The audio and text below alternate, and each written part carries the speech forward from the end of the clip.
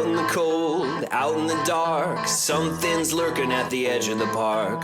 People be warned, people beware, there's a storm on the rise and it's covered in hair. Hear him cry, hear him howl, looking for someone to disembowel. Claws like a hook, eyes like coal, feet so big they're gonna crush your soul. They call him Sasquatch.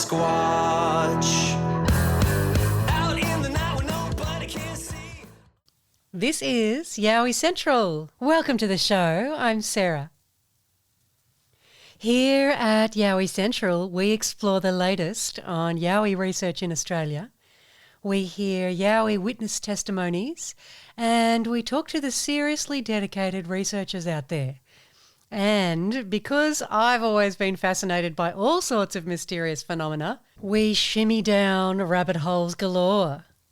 Paranormal encounters, UFOs, alien abductions, cryptid creatures, orbs, psychics, and anything else kooky and spooky. I'm back! Long time no speak. I had a fabulous holiday travelling up to the Gold Coast and back, staying in various Yowie hotspots, and of course, finally getting to hang out with my awesome Australian Yowie research team after 2.5 years of talking on the phone. It was quite surreal meeting them in the flesh, and I kept having to pinch them to see if they were real. Let me tell you, they are just as adorable in real life. I went out researching over 2 nights to Stickland Track with the boys, where they captured the amazing thermal camera footage of 2 Yowies a year ago. And while it was raining and while we didn't have any discernible Yowie activity those nights, bow, it was actually spine-tingling just being there. It was very exciting and a really special moment for me to be out with the boys in the dark, in the forest, with our thermal cameras and whispering away and listening for activity, and it was just the most exciting, fantastic time for me. And I'm so grateful to all the team for taking me out on the Friday and the Saturday night. It was a really, really special moment. A massive thank you to Dean, Buck and Gary for making me a plaster of Paris copy of the 14-inch track that Gary and Shannon found at Shannon's place in Beachmont.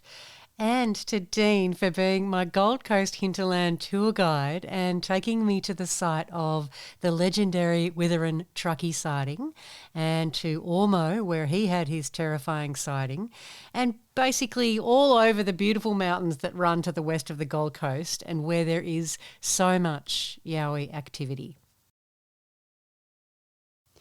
Flyboy and I stayed the night in our caravan at Hickey's Falls near the Pilliga in New South Wales, site of a legendary Yowie sighting. We stayed at Deepwater in New South Wales, another renowned area for Yowie activity, Wedding Bell State Forest near Coffs Harbour, and not far as the crow flies to Bongal Bongal National Park, where there was another really terrifying Yowie sighting where a woman was chased by a Yowie.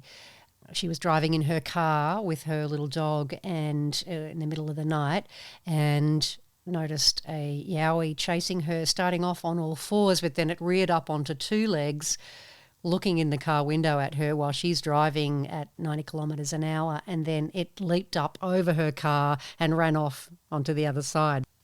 My dear friend and guest on the show, Jazz, took me for a walk through the Bongal Bongal National Park, and because she also happens to be a talented artist, also made me a miniature sculpture of me out Yowie researching in the bush. It is absolutely gorgeous and I love it so much.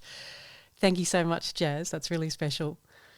All in all, after the challenging, and by challenging I mean totally shitful, beginning to my year, I was in desperate need of a change of scenery and some good times. So this holiday delivered the goods, and I'm back energised, enthusiastic and excited to bring you some absolutely fascinating shows.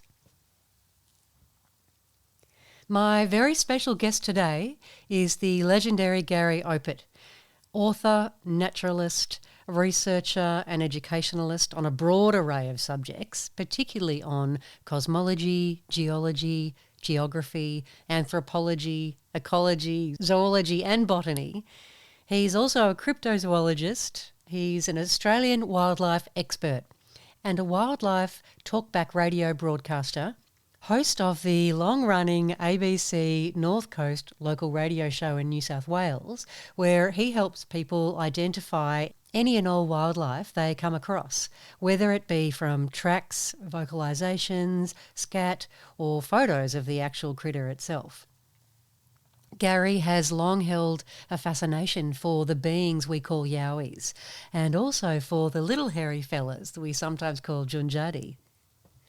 So today we're covering historical reports of the hairy man, as well as Gary's thoughts on Dogman, his own experiences of Junjadis and Yowies, the origin of some of the names that we use to refer to these beings in Australia, how the Yowie possibly came to exist in Australia, and so much more. Gary has vast amounts of knowledge on so many subjects that it's like having a history, zoology and wildlife lesson all in one. I so enjoyed speaking with him, and I really hope you enjoy listening to our chat. Here's Gary Opit.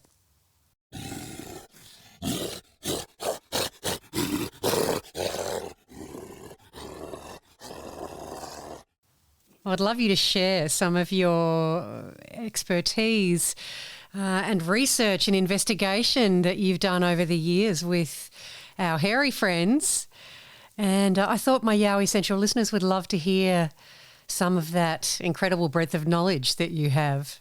Yeah, I can certainly give you a detailed understanding of the situation. That would be amazing. Where would you like to start? You mentioned in your email that that we could potentially talk about the published history of the Yowies, the regional newspapers that we have documented reports and articles on Yowies. So do you want to start there? Yes, no, I'll start with that. So the earliest reports of a large unknown gorilla-like, perhaps we'll say, gorilla or hairy man-like reports was published in a newspaper in 1829.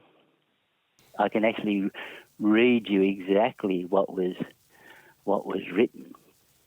And of course, this has been determined by various researchers over the years who have been very interested in these reports of unknown animals.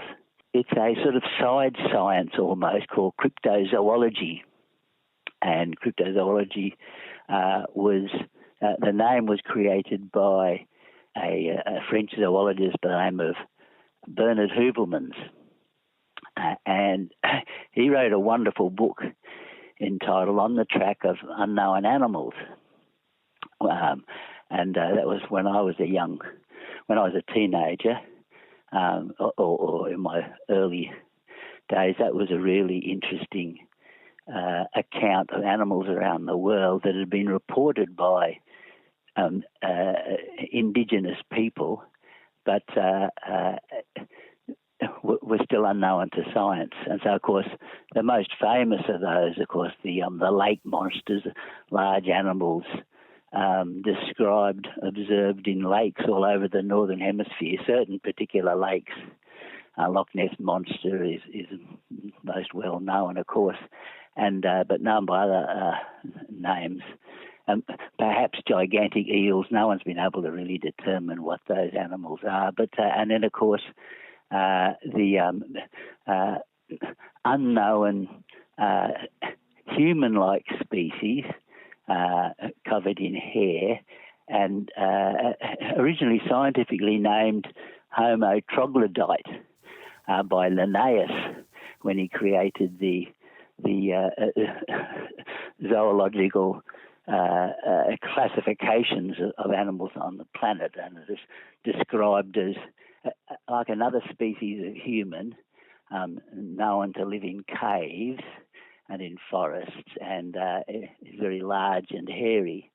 And of course, the most famous of those today, originally in Europe, of course, they were known as wood houses and things like that, different names like that. But of course, in North America and Canada and northwestern United States, they were known by the indigenous people as Sasquatch. And then I think it was the 1960s that the term Bigfoot was applied. And so, interestingly enough, an animal very similar to Bigfoot, whatever Bigfoot is, and there's been vast numbers of reports of these Bigfoot, of course, in North America, or Sasquatch. I think it was Grover Krantz, a zoologist in Washington State, I think he was. He studied the footprints in that locality, and they had very distinct dermal ridges because the footprints were found in very fine mud that preserved, when the plaster cast and photographs were taken, it preserved the dermal ridges, which is the same thing like the fingerprints or finger marks, as they're also known, and toe marks, the dermal ridges of the skin. And so he actually sort of scientifically named it after that. He believed it was most likely a species known only from the fossil record as Gigantopithecus, which is only known from like 500,000-year-old teeth and the jawbone found in China. It was the largest of all of the primates, and was stood 2+ meters tall, and a meter across the shoulders, and a sagittal crest on the head generally. And so it was believed that he scientifically named that it's most likely Gigantopithecus. Because that's the only known giant ape in the fossil record. And so he said this looks like the footprints of a bipedal animal, just like a human, but might not actually be human, because there's other bipedal great apes, so the gorillas and chimpanzees and orangutans can all walk for short periods of time on their hind legs. And so he scientifically named that Gigantopithecus blacki, and then I forget the subspecies, Americana or something or other, I forget it exactly. And so that's what we may be dealing with. We don't really know. But and of course, the Yeti is very likely the same animal. And so in Australia, there were reports of similar animals, but these were published in newspapers. There's about 32, I believe, articles written in newspapers, mainly from inland New South Wales and South Coast New South Wales and Victoria, but also in Queensland. And so it sounds as if we have a similar animal living here. Of course, the majority of people and scientists, of course, zoologists, don't believe it can possibly exist because we have no physical evidence of it whatsoever. However, we've got vast numbers of anecdotal evidence, and when you compare those anecdotal evidence over time and space, you find very similar descriptions of very similar behaviours and very similar vocalisations, as if the animal actually exists. But of course, there's no physical evidence whatsoever. In other words, we don't have a body of one for zoologists and other scientists to study. And so it's regarded as mythical, which is fair enough because we don't have any physical evidence. However, when you then compare the reports of Yowies, as they're known primarily in Australia, then with other reports that come in of unclassified animals, you receive reports of black panthers, of American pumas or mountain lions, of a leopard-sized carnivorous marsupial that perhaps could be the animal known from the fossil record, Thylacoleo carnifex, the marsupial lion. And that's about it. And there's no reports coming in of dragons or unicorns or any other mythical animal or any other sort of animal that one would imagine people would perhaps in some sort of hallucination or delusion think that they're seeing.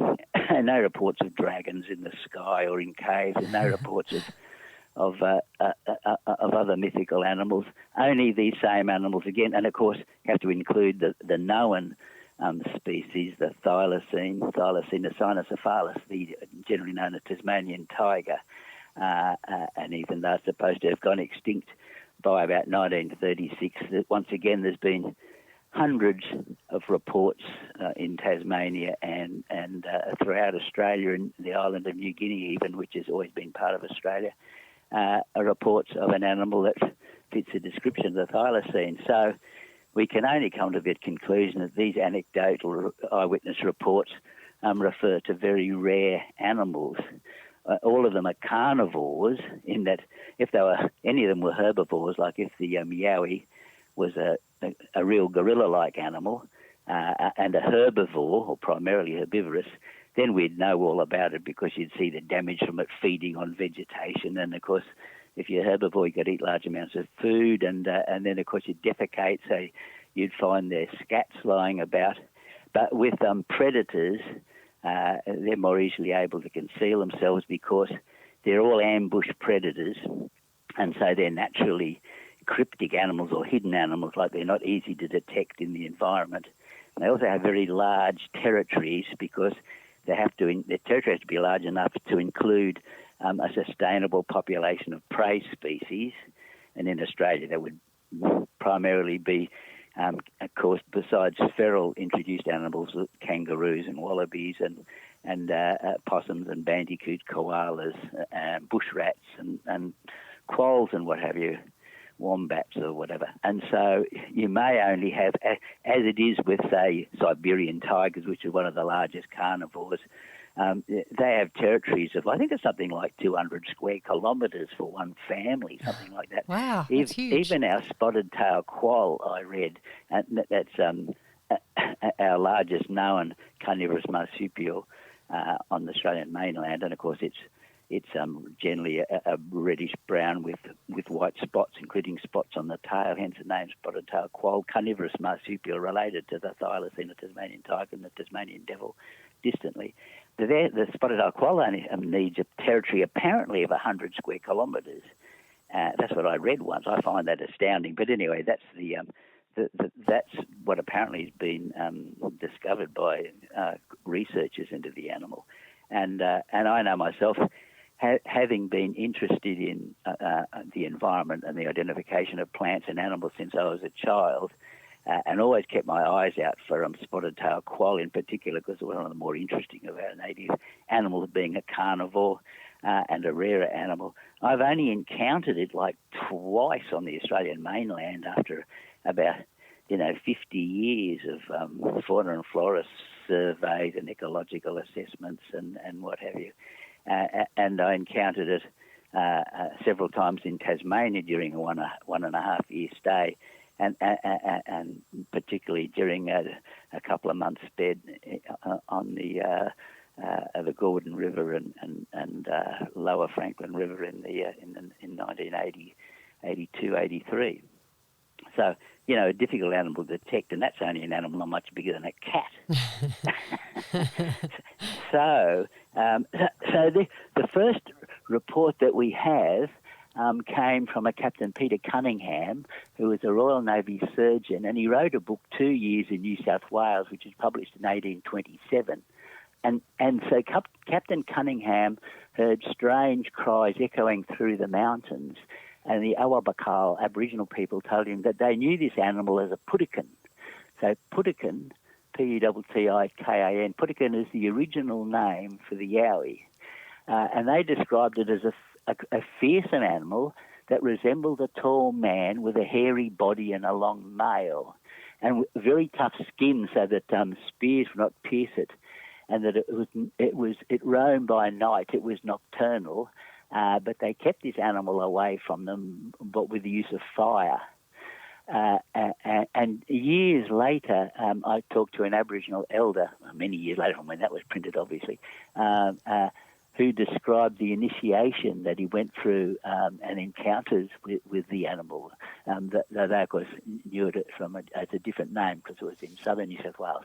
But anyway, so that was 1827. And in 1830, Alexander Harris wrote a book in which he recorded Aboriginal knowledge of the forest and the animals to the north of Newcastle in the 1830s. And the book was called An Emigrant Mechanic, Settlers and Convicts, Recollections of 16 Years in the Australian Backwoods. So, and he said that a great tall animal like a man, much greater than the human stature and covered in hair, makes a frightful noise as it wanders alone at night. So there's another description. Then the next one was in 1841 in the Melbourne Punch newspaper, 1841, and it published an article with the title An Australian Gorilla. So this is only the second name this animal's been known under. The first name it was published as Putikin, and the second name was Australian Gorilla. And the Melbourne Punch states, an animal has been seen in Queensland answering to the following description. Height about 5 feet, slender proportions, arms long, legs like human being, only the feet about 18 inches long, with long toes, the muscles of the arms and chest being well developed. The back of the head straight with the neck and body, but the front of the face projected forward with monkey-like features. So there's another description, and that's it, the first description of the Australian gorilla.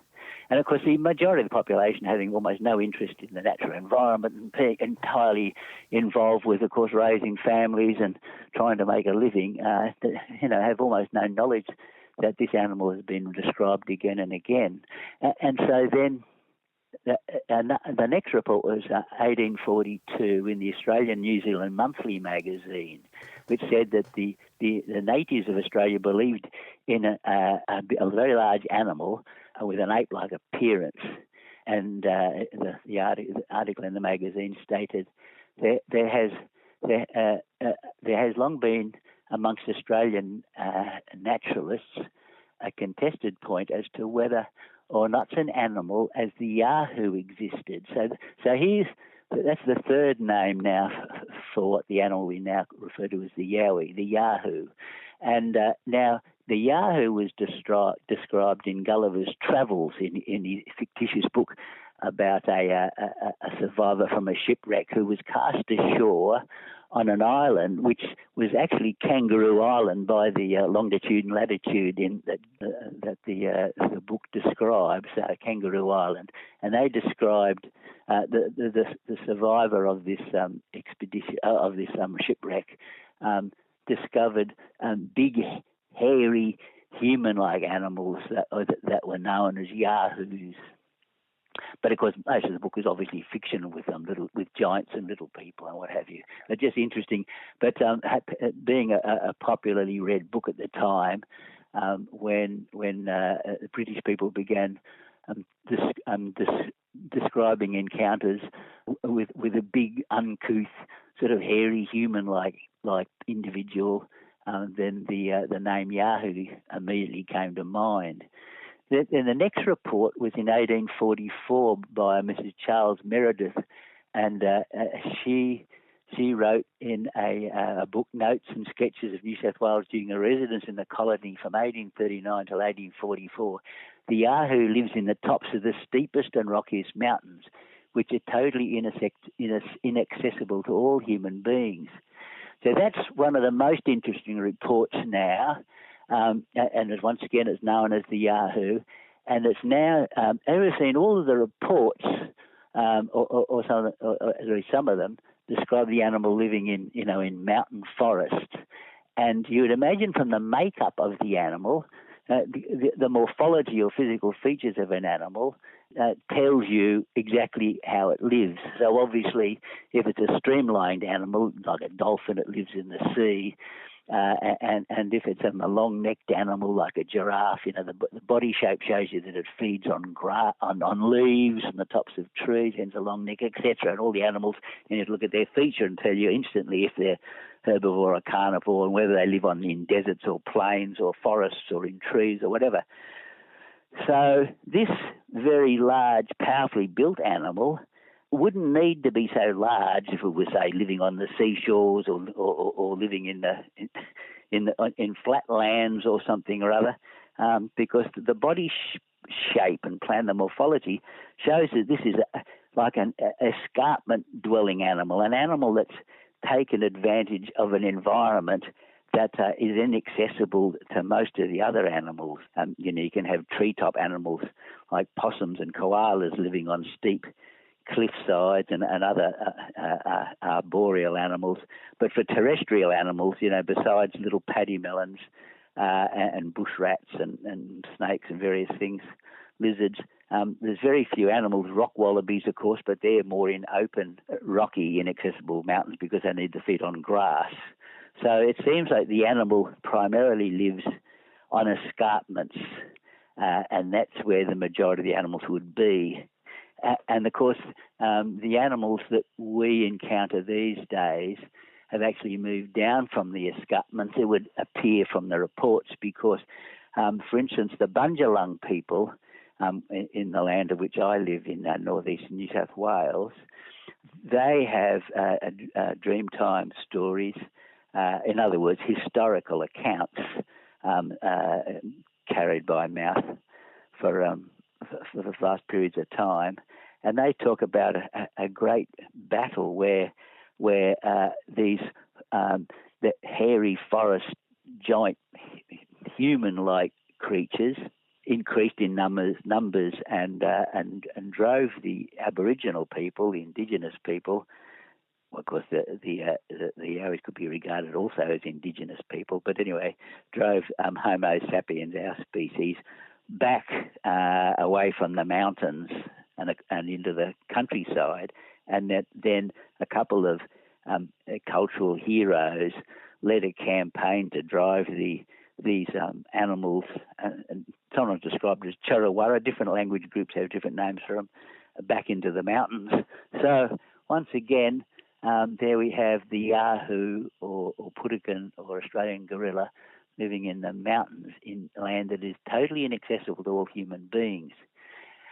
Then the next report was Sydney Morning Herald in 1847, and it says that the Hunter River, and once again we've Hunter River is probably in the mountainous section of the Hunter River headwaters. The reports of the natives would lead us to classify the bunyip. The word bunyip came from Victoria, and was referred to as a large seal-like animal that one language group of indigenous people described this animal with the word bunyip, and so that caught on. A bunyip was then used for any unknown animal, large unknown sort of hairy sort of animal, whether it lived in the water or lived on the land, and so it said at the Hunter River, the reports of the natives would lead us to classify the bunyip as with the carnivorous species. In this locality, it is called Yahoo, and is described having much resemblance in form to the human figure, but with frightful features.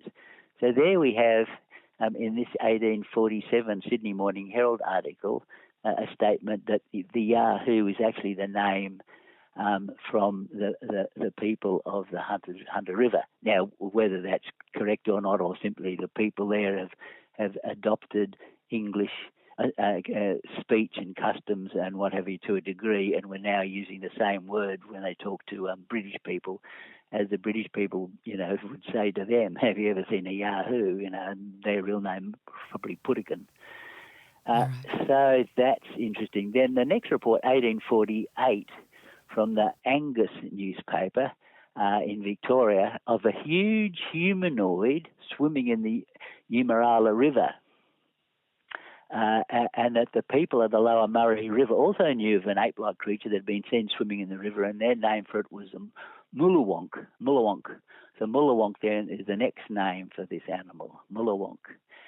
Then the next report was from the Melbourne Herald in 1849, and it reported the observations of a bunyip beside a lake on Phillip Island and described it as being half man and half baboon. Of course, in those days, they probably didn't know about the gorilla or any other great apes, but anyway, they knew about baboons. And so here was obviously another report of a giant hair-covered sort of gorilla-like or human-like animal, and they shot at it, and it immediately dived into the lake. Then the next report was 1856 in Captain William Collins' autobiography, Life and Adventures of an Essexman, which he described an event that occurred in Port Hacking in 1856. And then he says, one afternoon, Googly sent down two of his boys in an old log canoe to tell us that their father had seen a yahoo, or wild man of the woods. It was about 12 feet high, they said, carrying a staff or stick 20 feet long. He warned us that we were not safe from the creature as it was seen close to our tents. On hearing a noise, he used his spyglass and scanned the shore till his eyes rested on the monster, which he declared was looking at my mate and myself as we gathered shells on the beach. We loaded our guns and took them to find the yahoo. We certainly did find some remarkable tracks, which had not been made by a human being. So there's a report of it at Port Hacking near Sydney. The next one, also from the Sydney Morning Herald, states strange animal. The Murrumbidgee correspondent of the Sydney Morning Herald relates the following. For 2 years past, a strange animal has occasionally been seen near the Marilla Mountain, and various have been the descriptions given of the creature, so that we have been doubtful of the reports and fancied the animal is nothing more or less than an old wallaroo. The wallaroo is the male wallaroo is a very large, very dark-furred species of kangaroo that lives in hilly country. As the Marilla is very wild and rocky, and the wallaroo is found in such places, but within the last few days, 2 persons have seen the creature that has caused much alarm to a whole camp of stone breakers and road makers, 16 or 17 in number. It described as being 3 feet 6 inches high, standing on its hind legs. The forelegs or arms could about touch the ground. It was covered in shaggy black hair all over. It made a most horrible yelling when the parties rode in the direction of the rock it stood upon, showing a very fine set of teeth. It made a spring at its disturbers, who put spurs to their horses and fled. The blacks in this district are aware of the existence of these animals and state that there were a great number of them some time ago. The place where this creature was seen is one of the wildest places that could be found on the northern line of the road at the back of the Marilla Mountain, or as it is generally called, the Merlot. This creature evidently belongs to the ape type. Has one of these creatures ever made its escape from confinement, or are there any such creatures in the country? If so, it is strange that they have not been spoken of before this. The utmost reliance may be placed upon the statement here put forward. So there, and that once again a report. This one's only half the size of the other ones, but very aggressive in defending itself, and once again being in a very rough, rocky place. So then the next report came from the Empire newspaper, a Sydney newspaper, in 1871. And it says, the following particulars have been supplied to us by Mr. George Osborne of Illawarra Hotel, Dapto, concerning a strange-looking animal which he saw last Monday and which he believes was a gorilla. It is to be hoped successful means may be adopted to capture the animal alive if possible, as is quite evident one of the greatest natural curiosities yet found in the colony. Together with the interest attached to the peculiarity of this strange animal in human form, there is something very remarkable and suggestive in the fact that he should have presented himself to Mr. Osborne while that gentleman was going his rounds collecting the census. The following are Mr. Osborne's remarks concerning the animal. On my way from Mr. Matthew Reen's, coming down a range about half a mile behind Mr. John Graham's residence at Avondale, after sunset, my horse was startled at seeing an animal coming down a tree, and when it got to within about 8 feet of the ground, it lost its grip and fell. So now, once again, this is a government consensus taker travelling around. He's in very steep country, and this is at dusk. So once again, they're said to be nocturnal and live in steep country. And here's another report of it, and climbing a tree. My feelings at the moment were anything but happy, but although my horse was restless, I endeavoured to get a good glimpse of the animal by following it as it retreated until it disappeared into a gully. It somewhat resembled the shape of a man, according to the following description. Height, about 5 feet, slender proportioned, arms long, legs like a human being, only the feet being about 18 inches long, with long toes, the muscles of the arm and chest being well developed, back of the head straight with neck and body, front of the face projected forward, monkey features. Every particle of the body except the feet and face were covered with black hair, with a tan-coloured streak from the neck to the abdomen. So here's an identical description years later in another newspaper of the same animal. While looking at me, its eyes and mouth were in motion after the fashion of a monkey. It walked quadruped fashion, but at every few paces it would turn around and look at me, following it, supporting the body with the 2 legs and 1 arm, while the other was placed across the hip. I also noticed it had no tail. It appears that 2 children named Summers saw the same animal or one similar in the same locality about 2 years ago, but they say it was then only about the size of a boy, about 13 or 14 years of age. Perhaps this is the same animal that Mr. B. Rickson saw at the Cordeaux River about 5 or 6 years ago. The query is, where did it come from? So once again, another description, another newspaper, and the same description. Then in the Sydney Morning Herald in 1872 reported that a party of surveyors observed a bunyip at Coral Lake, Cowell Lake, that resembled a human being. It was covered with long dark hair and was swimming, rising out of the water so they could see its shoulders and then diving as if in chase of fish. So there's another report of the same animal also living in water and being an excellent swimmer, as we had reports earlier from Phillip Island and in the Murray River.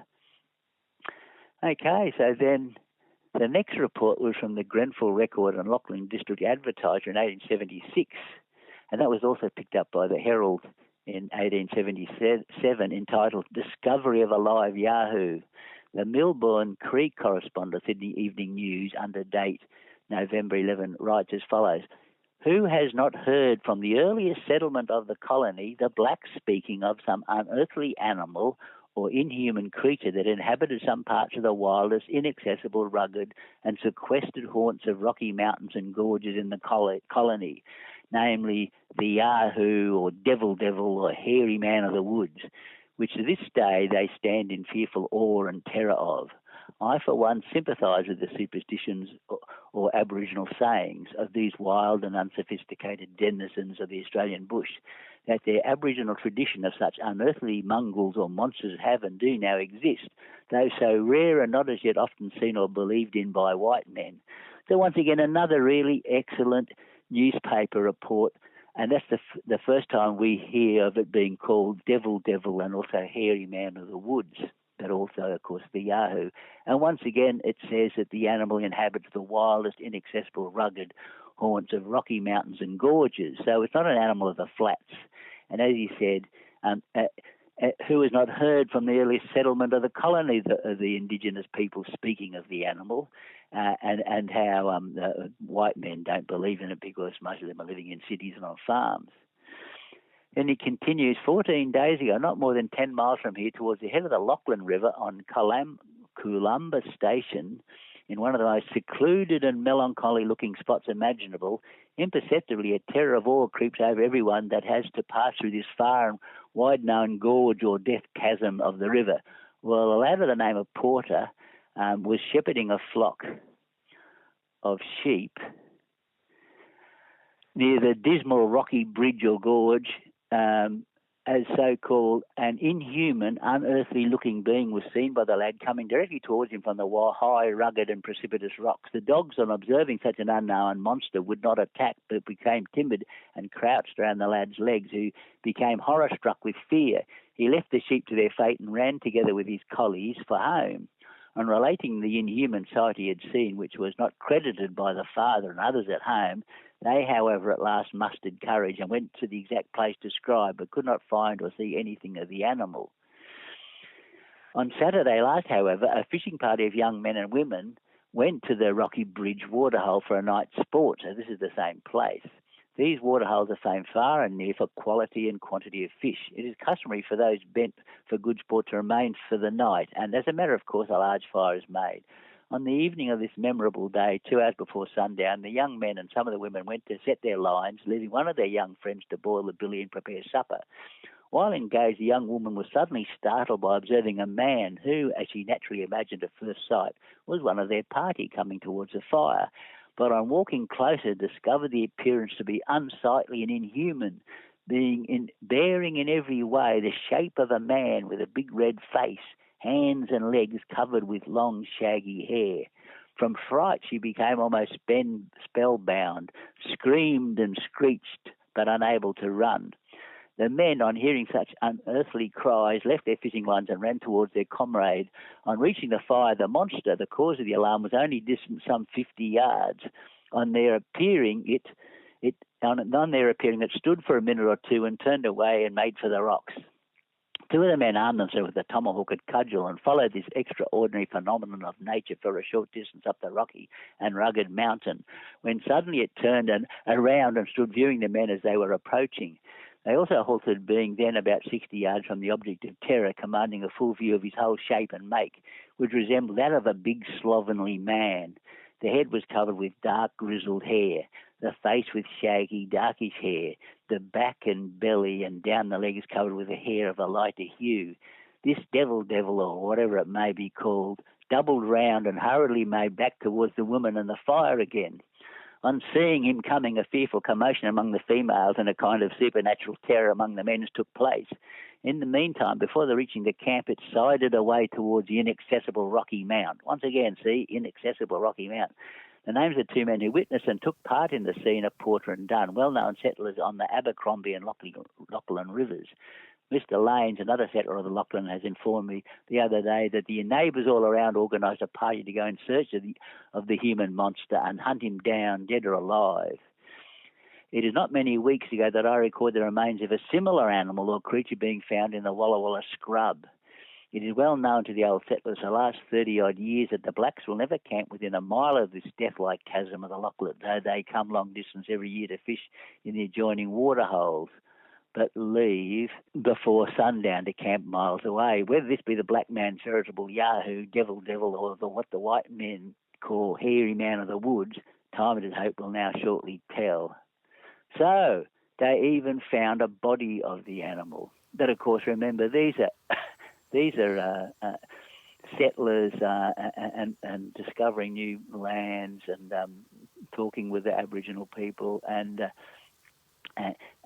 finding, as I said, they found the remains of one of these animals. So someone said the Yowie can't exist because its remains have never been found, but in fact, it tells you the remains were found. Yeah. But what are they going to do with it? They say, oh my God, look at that horribly big, bloody, hairy, monstrous, bloody animal like a giant bloody wombat koala or something or other. Let's get back home. What a shame they didn't have the resources to preserve it somehow.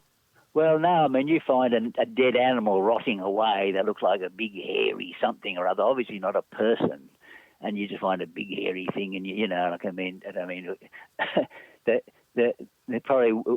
the stench of the thing rotting away, and and all covered in thick fur, and obviously too big to be a koala, a wombat, or a kangaroo, the only other sort of fur-covered animals, and this thing is obviously very big. And so they go, let's get the hell out of here, because they're not thinking, we're going to discover a new animal. They're not interested in discovering new animals. They're interested in raising families and surviving, on their farms. Yeah. So Gary, what's your take on? I had read, particularly with the putican, that some of the reports say that they had backwards-facing feet. What's your take on that? And that's reported all over the world by Indigenous people. So some groups of Indigenous people in different places in, say, North America and South America, and I believe Asia as well, would often describe the animal as having backward-pointing feet. But I think that was simply an example of the terror they felt of this animal, because this is a big carnivorous, from the descriptions, animal that inhabits rugged country. So it's relatively unknown and it's quite rare, as a carnivore would be, because they can only have so many carnivores, the numbers of prey animals available. And so when they found the footprints coming towards their camp, say, they would prefer to believe that it was walking away. I can understand why. Yeah, and I think we'd be fairly positive that no animal, sort of would have its feet around the wrong way, because obviously it would be unable to move across the ground. Yeah. So I'd say the only thing we need, because the anecdotal reports, you simply look for the data within it. So you're not interested really in anything that's sort of unusual or whatever, like it suddenly grew wings and flew off, we think, or something. Well, it's obviously someone delusional or whatever. What are the common threads? And once again, well known to the indigenous people who lived here for 80,000+ years, always described mainly living in rocky environments. Even that Sydney Port Hacking one, I mean, it's all sandstone cliffs and inaccessible mountains all through that, and somewhat human-like, covered in hair, moves around primarily at night, usually only seen as a single individual. And I would imagine that these individuals are probably young males, because if you ever look at roadkill, wallabies, kangaroos, koalas, and bandicoots, and as I've checked every roadkill I ever came across to make sure, see if there was a joey surviving in the pouch or whatever, and nearly every individual I ever encountered was a young male, and that's to be expected, because in most of our mammals, like koalas, say, and kangaroos and wallabies, the females stay with the mother and eventually settle on a territory close by, whereas the males disperse long distances and so most likely to be run over by cars, etc., because they've got to find their territory far away from their father. This is obviously for animals that are territorial, and koalas, of course, are extremely territorial. And so this animal's probably extremely territorial. So it's most likely that the individuals encountered are always young males, and in fact some of them are only, like, as I said, not much more than a metre and a half high. So we could probably imagine that that's probably referring to a teenage yowie, or whatever the animal actually is. And since its behaviour and physical features are somewhat similar to the animals observed in Asia, like the Chinese yeren and the Himalayan yeti and the many other names for it, and the Sasquatch and the many names for that animal, Bigfoot. It all sounds somewhat like the same animal. It may not be, but and then young males would be dispersing. Now, of course, the problem we have in Australia is to be expected in Asia, say. In Vietnam, there's reports in the high mountains that are relatively undisturbed of a very similar animal, and it's as in the Caucasus, where there's reports of a female actually being captured and a male captured at one time. And so it's generally been thought that that could possibly be describing surviving Neanderthals that only went extinct, our nearest cousins, somewhere between 20,000, 30,000 years or 40,000 years, something like that. And then you could expect the yeren and other animals seen in Siberia to also possibly be Neanderthals or some other relict humanoid. But, and it's well known from fossil sites in Java that Homo erectus, the previous species to us, penetrated all the way down to Java and also across to the island of Flores, which is onto the Australian side of the Wallace Line, the deep channel of water that divides the Southeast Asian animals from the Australian animals. So the Australian animals are all related, and the Australian plants all related to the animals of South America and some plants in South Africa. And we know that the Australian animals evolved and the Australian plants and our ecosystems evolved on the ancient supercontinent of Gondwana, which consisted of South America, Australia, New Zealand, New Guinea, and then Africa and Madagascar at an earlier period, and even India, and a land dominated by marsupial mammals and also monotremes, a platypus and echidna, whereas the Eurasian animals and North American animals, having evolved very rapidly over vast periods of time into the whole array of Eurasian animals, never reached Australia except for us, our species, Homo sapiens, and with the original Australians, and then the dingo brought over about 3,000 or 4,000 years ago, and millions of years ago, Asian cobras and Asian rodents reached Australia. It must have been probably drifting on big patches of vegetation torn from the river mouths by tsunamis and cyclones and earthquakes and stuff,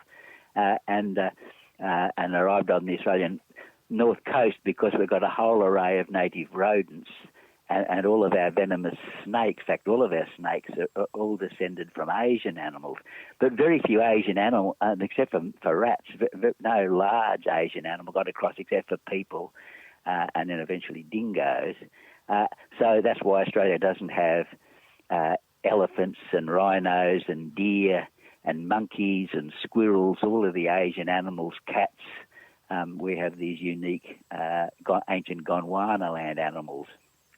So there's two possibilities for the Yowie, and that is that it's actually a surviving giant megafauna species, a pouched marsupial ape-like animal or a marsupial gorilla-like animal, or it is in fact this Gigantopithecus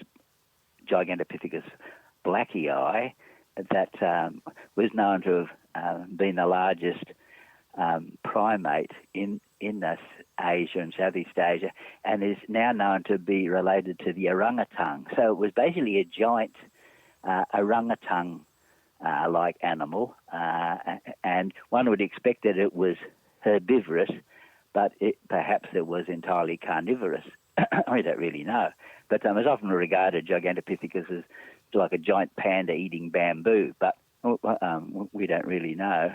And the reports of these animals, the Bigfoot, the Australian Bigfoot, and the Yowie or Yahoo or Australian gorilla, hairy man of the woods, it sounds very much like the Bigfoots around the world, etc. So it could very well be Gigantopithecus. But how would it get here? Well, it could only get here, one would imagine, the same way rats and snakes got here, in that a family over millions of years of their existence, or hundreds of thousands of years at least, in, say, in Southeastern Asia, when it was one land mass, remembered, it wasn't a group of islands until after the sea levels rose about 6,500 years ago or so.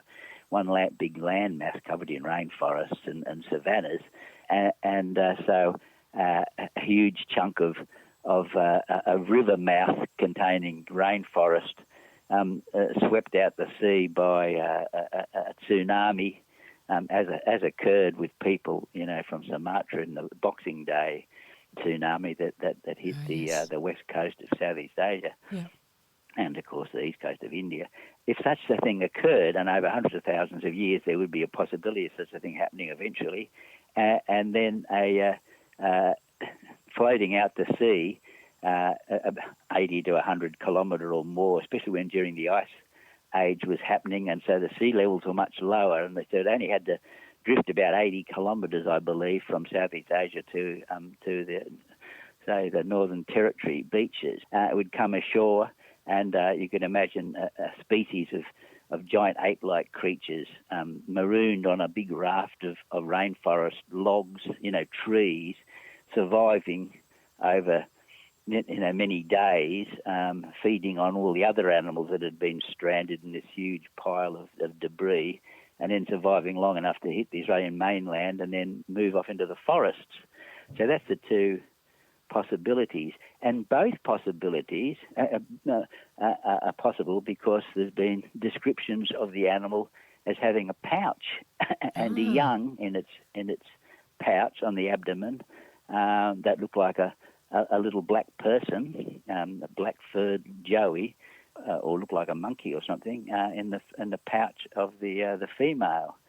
And this was reported in 1912, when pretty much the last report of the Yowie was published in the newspapers, because then the world was heading for the First World War and then the Second World War, and so interest in animals in the bush disappeared, as there was then these enormous battles for survival in amongst the different nations of Europe and Asia.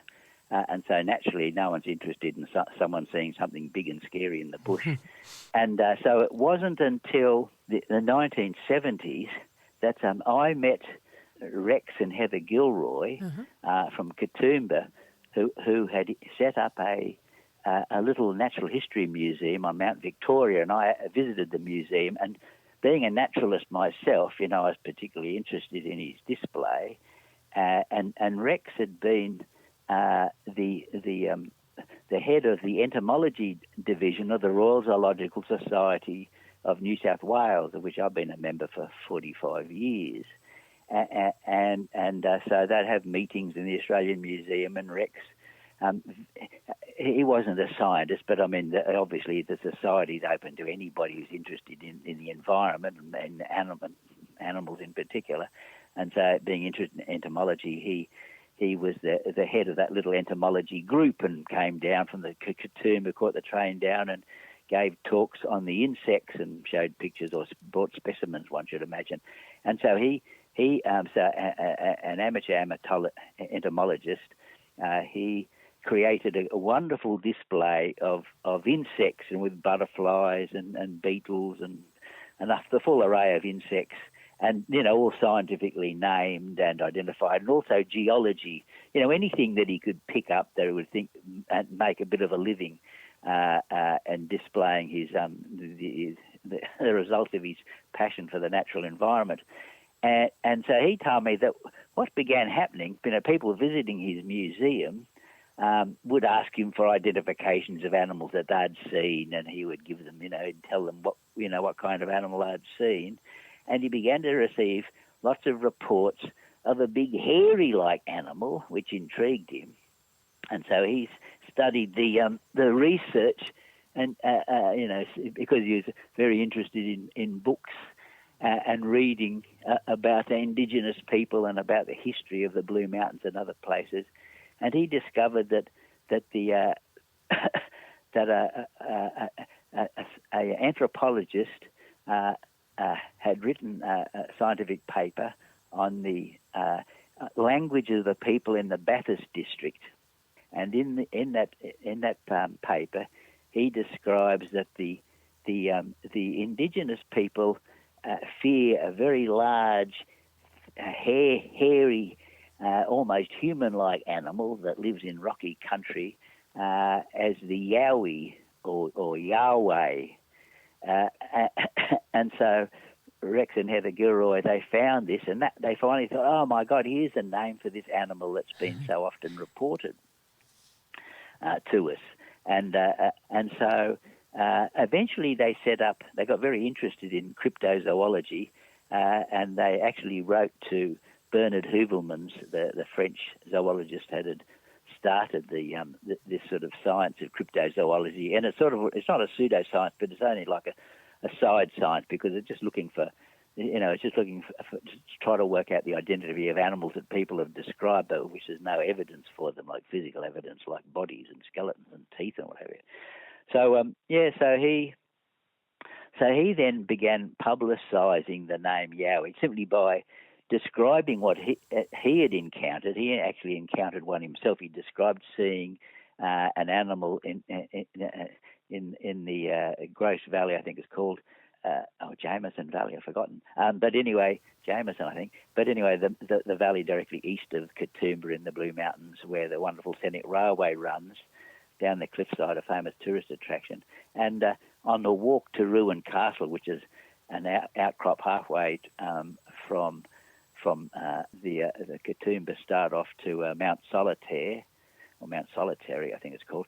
Ruin Castle, it's just a rocky outcrop, and while doing the walk, studying the environment and collecting, insects and what have you, and geological specimens, he was startled to see an individual walk past just below him in the forest that didn't notice him, which looked to him more like Homo erectus, it looked exactly like the drawings he had from the books that he'd bought and studied in libraries of the evolution of humans and animals and stuff, being interested like I was in all of these subjects.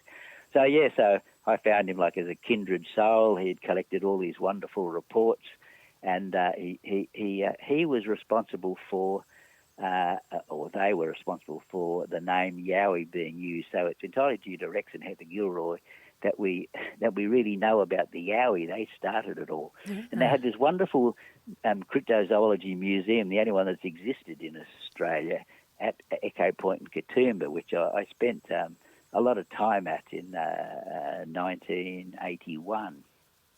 A wonderful exhibition of all of the unusual things that he had reports of. Now, he doesn't know whether these things, all these reports of different animals, giant goannas and black panthers and things like that. He's had the odd encounter. He was the first cryptozoologist to run around, or they were the first cryptozoologists to run around and collecting reports and visiting places. And Rex even had a very close encounter with a black panther, which he believed, from his view of it, close encounter with it at dusk, when he was, I think, setting out trail cameras. And he was positive that it wasn't a true panther, that it was actually a marsupial lion, that it was a big carnivorous marsupial animal that resembled a panther and was black in colour, covered in black fur. So he wrote many articles. He wrote some articles, but of course many journalists in newspapers, particularly on the Gold Coast Bulletin and Sydney, and the magazines like Pix People that were very popular in the 1970s, they published accounts of his searches and asking to contact him with reports. And he got reports of all kinds of things, giant goannas and animals living in the Hawkesbury River that looked a bit like plesiosauruses or something. Occasional reports of an animal, it looked like it's got a long neck and flippers and, sort of too long and too large to be a seal. So, of course, at the same time, he then received a great deal of taunting, that, these animals can't be real. We know all about it. You must be fabricating it all. So he became a bit defensive, of course, because, as you would, a very brave couple to publicly proclaim that there's animals that are still moving around in the environment that we haven't identified. Oh, yes, very brave. Very brave. And, of course, and received a lot of condemnation for doing so, as is typical of any sort of forward thinker who, whether it was Darwin who discovered the reality of evolution, and religious fanatics and others enraged to think that we're actually a species of ape, even though it's now been discovered that 99.4% of our DNA is identical to chimpanzee DNA. So we're just wonderful creatures as we are, but we're still a semi-aquatic chimpanzees, no matter what we call ourselves. And chimpanzees themselves are populations of symbiotic microbes living together, and which we describe as animals, and which we are ourselves, symbiotic populations of animals living as part of the living surface of the planet. There's only one living entity, and that's the living surface of the planet, of which we're an integral part. And there's the idea of individuals and freedom and people and anything, these are pure illusions. We can only ever be part of the living surface of the planet, and no matter how arrogant we become and think that we're godlike and independent from reality, we're 100% part of reality. There's only the community. The community rules, Yeah. Whereas individuals, as leaves are individuals in a tree, the community teaches us to think. Community teaches us to read and write. We can only ever have community thoughts. Our schooling process teaches us how our minds work and what we believe in, and it doesn't teach us that Yowies exist, and so we don't believe in them. Gary, I've spoken to people and I've listened to other reports of a creature that is a bipedal creature, but more similar to a dog-shaped head than a human or the standard Yowie-shaped head. What's your take on that? Yeah, no, that's easy to identify as well. People don't have much of a knowledge of the forms of life that have inhabited the planet. And so obviously it's impossible to have a canine, a dog. You know, all of our dogs, of course, come from wolves, and we know what canines we have. We have wolves, and we have jackals, and dingoes are closely related, and all dogs are related. Then we have, one other unique group of dogs, the painted wolves or African hunting dogs, or African coloured dogs. There's very few and foxes, of course. There's a variety of foxes across the world. So they're the canines.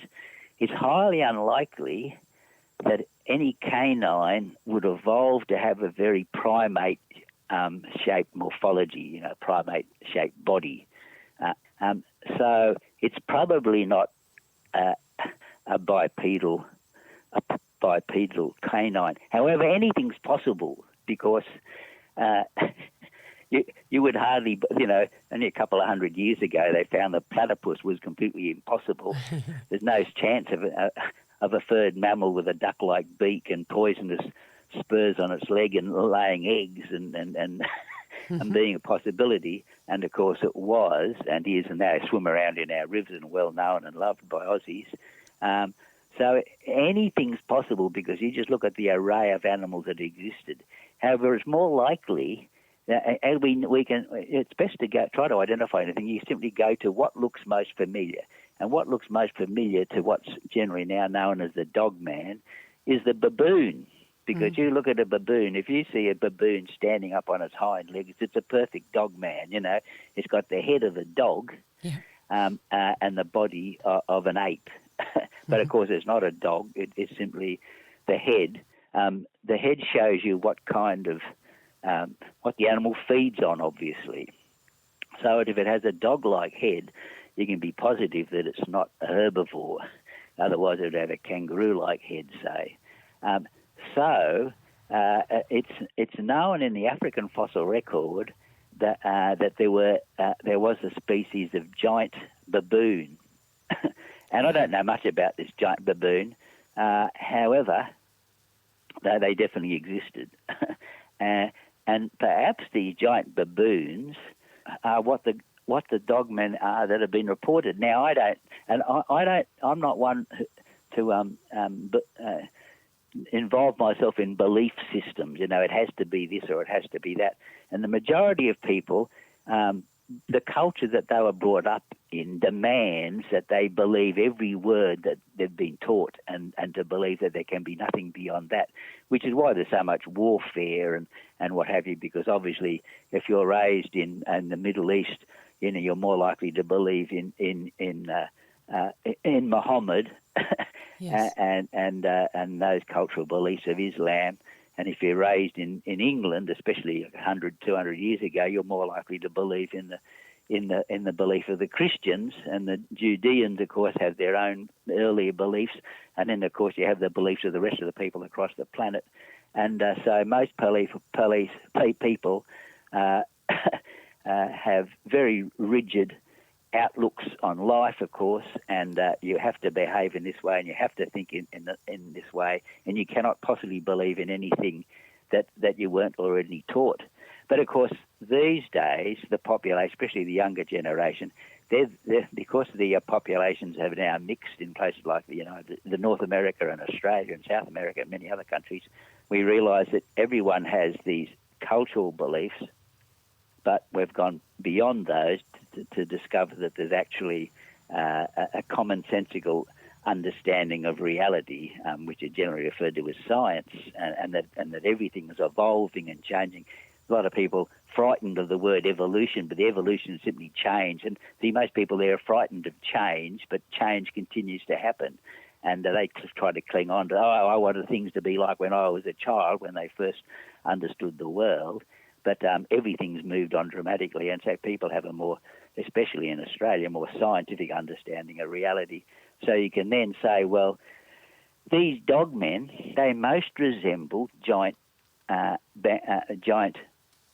baboons, carnivorous nocturnal baboons. And once again, being a carnivore, unlike the mainly herbivorous or omnivorous baboons, wandering around in the open, feeding slowly vast quantities of food to be able to get enough nutrients out of insects and grass and plants and roots and nuts and things. If one species became carnivorous, and that happens again and again throughout the families of animals, that animal will then behave completely differently and begin to look different. And so it may be more bipedal. The beauty about bipedalism, and the reason we're bipedals, is because it's more energy efficient. If you're walking on 4 legs, you're using up more energy than if you're walking on 2. And, of course, the kangaroos and wallabies have the most efficient locomotion of all by bouncing, so they use almost no energy because they absorb the energy each time they hit the ground on 2 legs. So a giant baboon, carnivorous species, would become nocturnal, very likely bipedal, and would become an animal that's dependent on prey species. So there'd be very few individuals compared to herbivores, just like any other predator, and would be very cryptic because they're ambush hunters. And so I have no idea whether dogmen actually exist. And of course, to begin with, I was sceptical, as I was with the Yowie, very sceptical, because I spent years identifying plants and animals in bushland everywhere in eastern Australia mainly, and never always by myself or mostly by myself, and in really remote areas where half the time I didn't even know where I was, and I was lost, and I'd had to use my compass to find my way back because it'd be long distances away from civilization, or use the position of the sun in the sky to find my way back. But I always had good orientating skills, and never came across any sign whatsoever of anything unknown at all, except in 1975, where I was in the mountain, in the foothills of Springbrook, in the southeastern corner of Springbrook near the Queensland New South Wales border, and I was in very remote forests during a day's walk by myself, and a series of powerful roars that were as loud as a lion, but definitely didn't come from any of the big cats, because I knew all their calls, having spent years in the zoos working. I always worked in wildlife parks and zoos, and as a national park ranger. And so hearing these incredible roars, I knew that we definitely had an unknown animal and something that was big and powerful. I didn't associate it with Yowies at the time. 1975, I was hardly aware of them. But I had seen in 1969 a large carnivorous marsupial cross the road right in front of me. I got a really close view of it. And it was the nearest that I could identify to was marsupial lion, Thylacoleo carnifex in southeast Queensland. And had read reports of a lynx shooting one of these animals in the Gold Coast Bulletin as a teenager, and years later I actually saw the animal exactly as he described it, cross slowly and right in front of my car in the full headlights, but no way of proving that I actually observed it. So it showed me that there were unknown animals, predators, existing in very low numbers, probably huge territories that you could almost never encounter surviving. So I thought maybe this was the roar of a marsupial lion. However, I thought, how come it hasn't been heard before then? And then eventually the only descriptions that I found of roaring animals was the roars of the Yowies. Right. So anyway, that's my convoluted description of what I think the Dogman is. How they'd get here, though, they'd have to get here the same way as Yowies. In other words, so you'd have because if you say, "Oh, there's a Dogman in the forest," well, no one's going to believe you for 1 second. But and who knows if they really exist? We don't know until we've got a body and we can study and go, no two ways about it. That solves the mystery. And finding the body of an animal like that, it's like trying to find the body of a spotted-tailed quoll or or a dingo or something, like in inaccessible mountain ranges, like where you can hardly get through because it's where these animals seem to live. But so anyway, a giant carnivorous nocturnal baboon living in very similar way to, say, the Gigantopithecus, if it was also a nocturnal carnivorous primate. So there's two different species living in the same environment and probably dividing the territory up so they don't have encounters.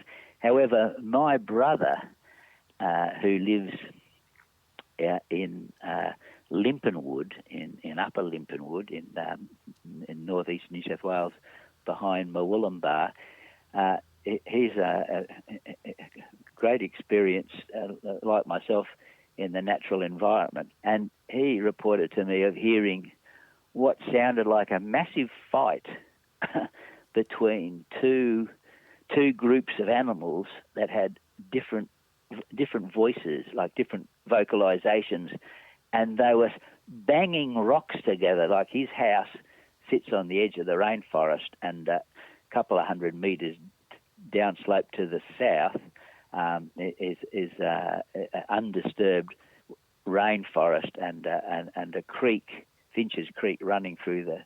He and I have explored the area thoroughly over about 40 years or something now and then, not many times recently, and he could hear two different animals at night in the stillness of the night, vocalizing, sort of one slightly upslope or up creek or upriver from the other, and they were grabbing boulders and throwing the boulders down onto the rocks. And he was positive from what he was hearing that one group had to be the Yowies and the other group had to be the Dogmen, because they had a different call altogether. Right. But who really knows? He doesn't know. I don't know. But that's what he's lived there for 40 years, knows all the plants and animals, and he actually had an observation, and his son had an observation. A close observation. His son watched for about 5 minutes from 30 feet away at 6 in the morning near the veranda of the house, a dark-furred yowie that just stood and looked at him before walking off. And John encountered one with a mate that while they were sitting quietly in the forest, not too far from the house, something walked heavily past them nearby, and then they shone their lights, their torches on it, and they had a very close view of a yowie from behind, covered in brown hair as it pushed its way through the forest on the edge of the cliffs. So once again, could be a possibility. We'll never know until we ever get bodies. And then they've heard the odd screaming call. One night they heard a call that sounded like, once again, what's it like, a murdered woman call, some high-pitched sort of screaming call. On very rare occasions they've heard calls. And he and I examine.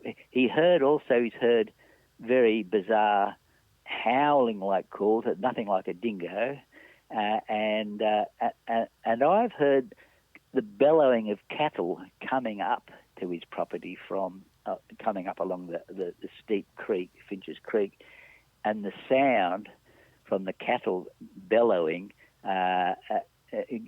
becomes mutated.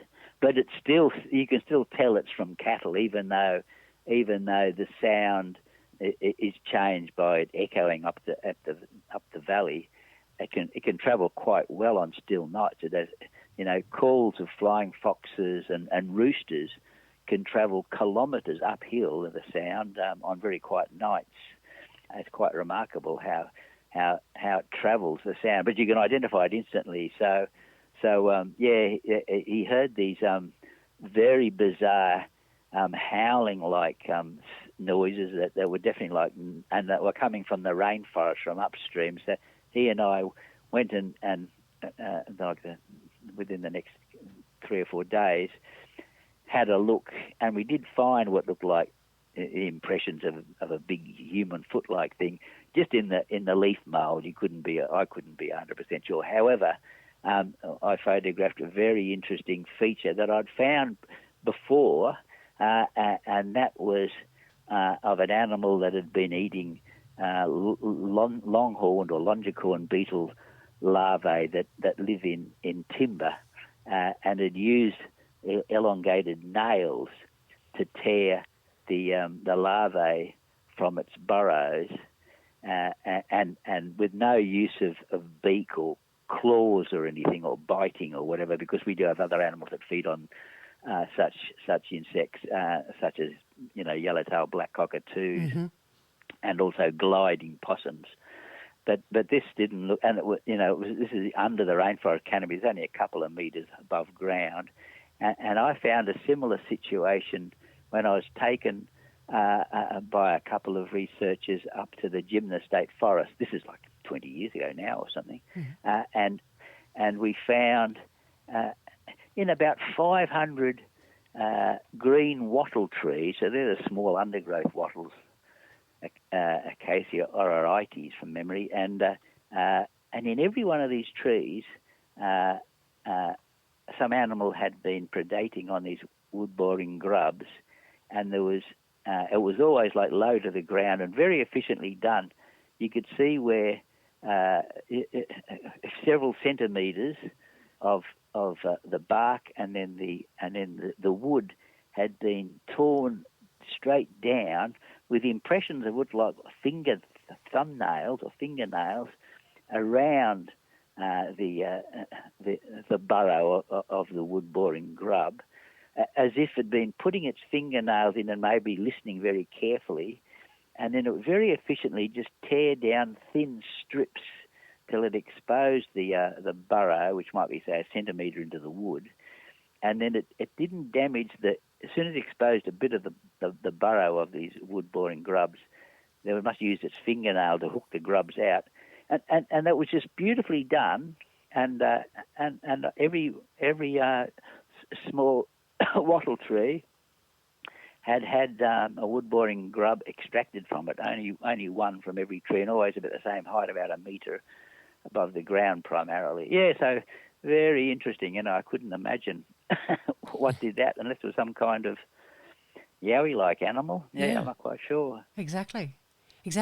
And so you've obviously heard of the Janjadi as well. Yes. Do you think they're the same?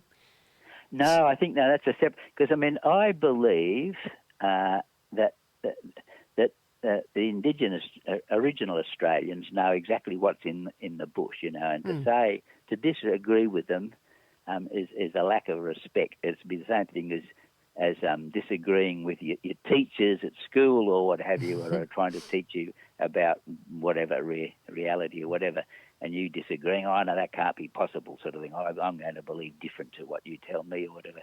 So the original Australians all say that when they arrived in Australia, and they have stories about coming ashore, whether they arrived in Australia or virtually evolved in Australia, because Homo sapiens, that we know most closely related to Homo erectus, for a species to evolve, you need to have very few individuals surviving and a lot of mutations going on, which is why echidnas have spines and why turtles have shells.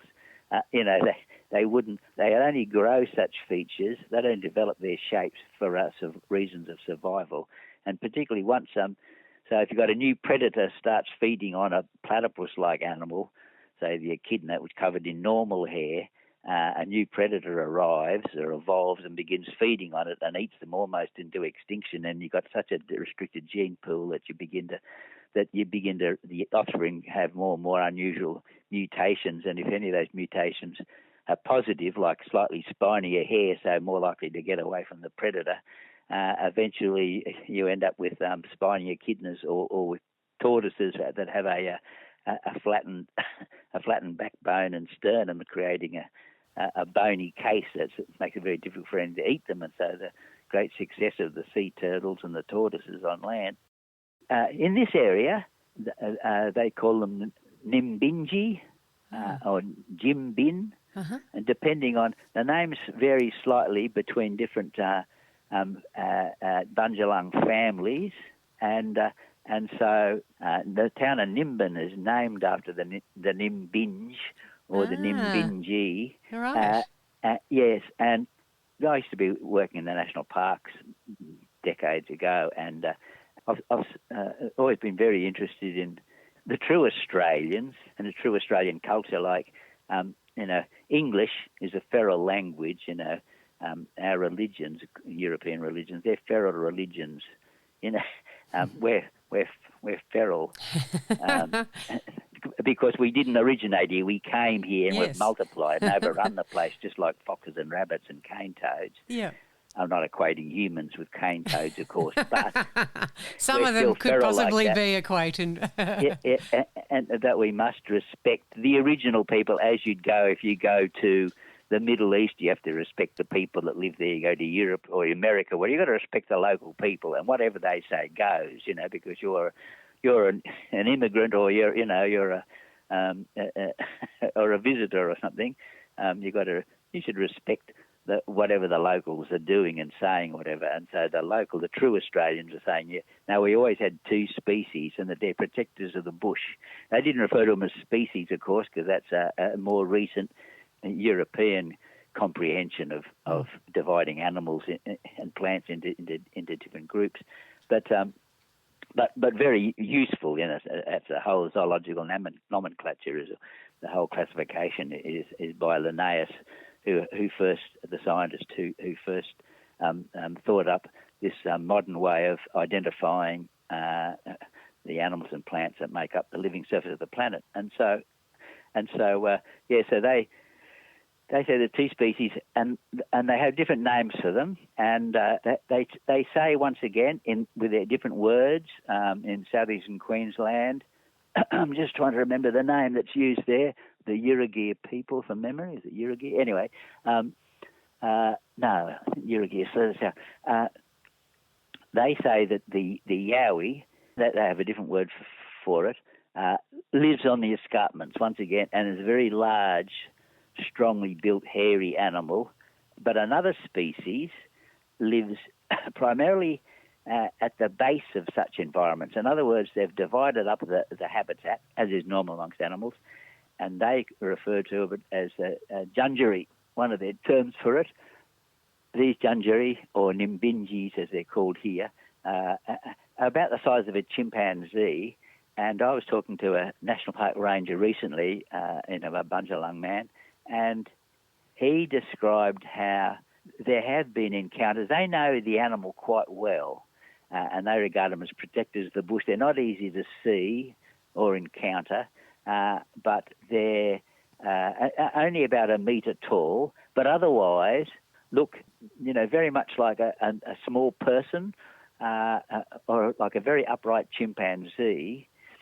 They talk about their parents or their grandparents being particularly familiar with these animals. This is before, as you can imagine, widespread clearance of the vegetation and farming by Europeans or Eurasians, all arriving and farming. In this area where I live, it was Chinese were some of the earliest settlers. But anyway, so the indigenous people talk about these animals being regularly seen or occasionally seen and just playing around like unconcerned. They knew the people well, and often they'd be in their house on the veranda. Of course, these are original Australians in the earlier and later days of European settlement, and so living in houses, but usually in the bush, little shacks basically, and seeing the animals playing around or running around or foraging or whatever close to their house, and very sacred to them as well. So, and the indigenous people, of course, don't talk much to the new immigrants, the new Australians, us, the English and Eurasians and what have you, Africans, because they don't always get an opportunity to, and because the newcomers are more interested in their own survival and their own customs and beliefs than the customs of the original people, which we find everywhere. So like in North America, you hardly hear about the indigenous Americans and the true American culture. You only hear of the Eurasian and African cultures that have come to dominate, and the same thing with Australia. And they sound most like, in the fossil record, Homo floresiensis, a well-known species that was only discovered recently, as we know, in a cave on the island of Flores, a scientific dig by Australian anthropologists and paleontologists and the Indonesian paleontologists and anthropologists and what have you. And together they dug up a series of skeletons as they dug down of this amazing animal that's now been named Homo floresiensis, the Floresian man. And this was an animal that was a size of a chimpanzee, was bipedal, primarily bipedal probably, very human-like. And the indigenous Floresian people talk about knowing them very well and having their own names for them and describing them, seeing them burying their dead on the beaches and being encountered in caves and having them coming and stealing food crops at night, grabbing the odd sweet potato or what have you, and so may have survived into a relatively recent times. However, the fossils, they were thought to be about 13,000 years old, but I think they've dated to them much older, maybe 50,000 years. But and it was thought that these were pygmy Homo erectus, because on the island of Flores, even though it was on the Australian side where you got Australian plants and animals primarily, and such animals as the Komodo dragon, which spread from Australia to the Indonesian islands of Komodo and Flores, Rinca and other islands, and then also little pygmy elephants, stegodonts. So I'm not quite sure how tall they were. They might have only been a metre or 2 metres tall or something or other. But they lived on the island of Flores with a number of other giant, very large rodents and very large birds like storks or cranes or something. And so a whole array of wonderful animals, Komodo dragons, and these little indigenous people, which we now know as Homo floresiensis, or the Hobbit, named after the Lord of the Rings books and the Hobbit book. Little hairy humanoids, closely related to us. Later studies have revealed that no, it probably wasn't a pygmy Homo erectus. It might be a pygmy version of an even more ancient animal called Homo habilis, which is the first of what we refer to as humans or men or people, homos. So Homo habilis. Before then, we had Australopithecus, which had the bodies of men, of people, I should say, but with a head very much more like a chimpanzee. And then the Homo habilis, all from Africa, had heads more like modern people. And then Homo erectus was a much larger species, and then eventually Homo sapiens and Neanderthals and Denisovans and a number of other species from the fossil records found all over Eurasia show that there were many species of different humans. And today, of course, we're the only known sole survivor. And also in Sumatra, there's also a species of bipedal small primate, and some believe it's a species of terrestrial orangutan. But anyway, hard to tell from footprints and observations made by zoologists in the field doing fauna surveys and actually seeing these animals. So we have reports of them in Sumatra, we have reports of them in the island of Flores, and we also have reports of these from Australia, from the indigenous people, the original Australians, right across the northern half of Australia.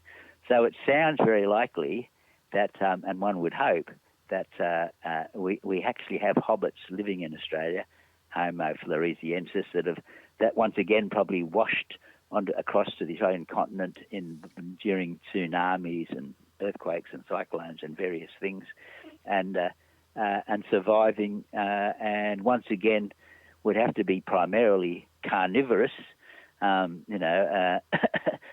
certainly not herbivorous, or we'd know all about them because there'd be like chimpanzees roaming about. Yeah. But these are also very, very quiet, very skillful and rare inhabitants of the bushland that the Aboriginal people said they exist, and which I've found footprints, which I've photographed and published in the scientific journal, the Australian Zoologist. And I live in a locality that was known by the Indigenous people as the place of the little people. Ah. And in fact, we had a very unusual experience on the Christmas before last, where one of our daughters and a partner were up here for Christmas, and like most young people, they tend to stay up late. We'd gone to bed, but the next day they told us that while they were lying in bed before they fell asleep, they heard these. And of course, our daughters have grown up with us we live in the bush, surrounded by nature reserve, 1,000 hectares of coastal bushland, and very isolated locality, and they heard the sounds of two animals were communicating to each other very quietly, and then so they went out onto the veranda to see what kind of animal it was or what these animals were, and one of the animals jumped. I was on the ground, and our daughter's partner, Matteo, he was the one that primarily observed it, and he's also an artist, a wonderful artist. So anyway, he said it jumped from the ground onto the side of a palm tree, and then jumped up onto the roof and stood on the roof on his hind legs looking at us. And Matteo comes from Colombia. He's been in Australia for many years, so he grew up with monkeys. So he was positive this was a monkey, and he couldn't understand why it didn't have a tail. And then it scattered off across the roof. So anyway, I was astounded. We were astounded. The rest of the family was astounded when they tell us that one of these animals was on our roof, because I've seen no sign of it. And I spotlight every night. Every night I wander around looking, just spotlight, see what animals are around, mainly frogs, an occasional insect. Very rarely you'll see a possum or a tawny frogmouth or something. But just mainly identifying, keeping an eye on the frogs, what species are about. And just for half an hour or something most nights, and wandering around in the forest and the orchard around the house. And anyway, so he drew a wonderful painting of it. And I said, on the computer, because he's an expert like all the younger people mainly are with their computer skills on their laptops, and he's an artist, and he created it, and it looked exactly like a gibbon. And I said, but that's a gibbon you've illustrated. He'd never heard. He couldn't understand why, because he, growing up in South America, he wasn't too concerned seeing a monkey, but he couldn't understand why it didn't have a tail, and because all monkeys have tails. And so I showed him pictures of gibbons. He goes, oh yeah, that's what it was like. Oh yeah, didn't know they existed. He knew about gorillas and orangutans and chimpanzees, but he didn't know about gibbons, which are the smallest of the human-like apes that live in the rainforest of Southeast Asia, and the biggest of which, the Siamang, gets to us about the size of a small female chimpanzee, perhaps. Yeah. But so anyway, so he said, no, that was the animal that was on the roof. So he illustrated it, and of course we said, well, we've never seen anything like that, and you stay a few nights and you see it. It's pretty amazing. That's not fair. And of course we have no gibbons in Australia. We have no primates besides humans, and maybe these Homo floresiensis and the Gigantopithecus. And of course gibbons certainly aren't nocturnal. However, so perhaps what he saw was one of these Homo floresiensis, because it'd be unlikely that my daughter and her partner, because we're a very close family, would lie to us. Exactly. And so very, very, very interesting observation. I've got the illustration. What can you say? I find it almost unbelievable. Yet here we are getting all these reports constantly, like with Australian Yowie research. We're getting reports in almost every day. Yeah, that's right. And so I've had encounters, myself, And the first one, I was a National Park ranger up in Lamington National Park in 1971 at O'Reilly's section. And one night, it was the night before I got back, because you have a day or two off, and it works like a 5-day week, and generally, and I got back, and the rangers are all in a kerfuffle because something had attacked the headquarters, which was just a little cabin with 3 bedrooms and an office and a sort of kitchen dining area, and we had very little, no electricity. We only had like one electric line running to the house, so we had electric lighting on the inside of the house. We had no outside lighting, and all of our cooking was done with firewood. We had a big fuel stove, and we had a huge wood pile, and all of our heating to have hot water. We had to get a fire going under a big copper basin in the backyard and heat the water so we could use that to have a shower with, bucket it into a shower head and pull the cord and have a hot shower, and all our cooking was done using firewood and a big fuel stove. And we had a kerosene operated fridge, and something in the night began thumping on the walls and then went under the house and threw out all the tools onto the lawn, and this is in pitch blackness, and then destroyed the wood heap. And the wood heap was about 4 or 5 meters long, about 1 meter wide, about 2 meters tall, and great big logs that we'd cut from a fallen gum tree that fell across the road. And so they were like, each one was like 1/2 meter in size, and we'd later break them up with the axes to use. And then we'd sledgehammered 6 timber stakes into the pointed timber pieces, about 3 meters in length, and we'd hammered them about 1 meter into the soft basalt soil to hold the whole structure up. And we also supplied a bit of firewood to the campers in 1971. There were very few visitors in those days, mainly bushwalkers, of course, and people staying in the O'Reilly's guest house. And something had pulled out all the stakes and thrown all the wood away. And so, we were absolutely astounded. That was an impossibility, and yet it happened. And I asked the O'Reillys, who I knew very well because they were only 100 metres up the road, if they had encountered anything like that. And they told me that, yes, there was a mystery animal that they'd almost never talked about, but we had very loud, bellowing, roaring calls that they only ever heard from one escarpment on the Stockyard Creek track when they'd take their barrels of cream on horseback down to Kerry to sell, which was their only income, besides a few people staying at their little guest house. And they always had to camp halfway back at this one escarpment with their regular camping spot, and they not every time, but they regularly heard these bellowing calls. They never felt threatened, but it was always a bit strange. They could never work out what this animal was. But Bernard O'Reilly, who wrote the book Green Mountains, and Cullen Benbong, he described that he had often been followed by an animal walking along the horse trail through the rainforest, and he'd always go back trying to see what it was, but never could see it. So that was the first indication that we had some unknown animal, because I was positive no such animal that could exist, because I'd read every book on nature and all the books on the identification of plants and animals and everything, and I was positive that nothing could possibly exist until this happened. And then in 1975 we had I encountered those incredible roars, and then it was a couple of years later that Percy Window, who was the head ranger from Springbrook on the Gold Coast, doing what we mainly did as a national park ranger, which was basically keeping the tracks open and taking an axe and cutting to pieces any tree that had fallen across the track, which happens regularly in rainforests.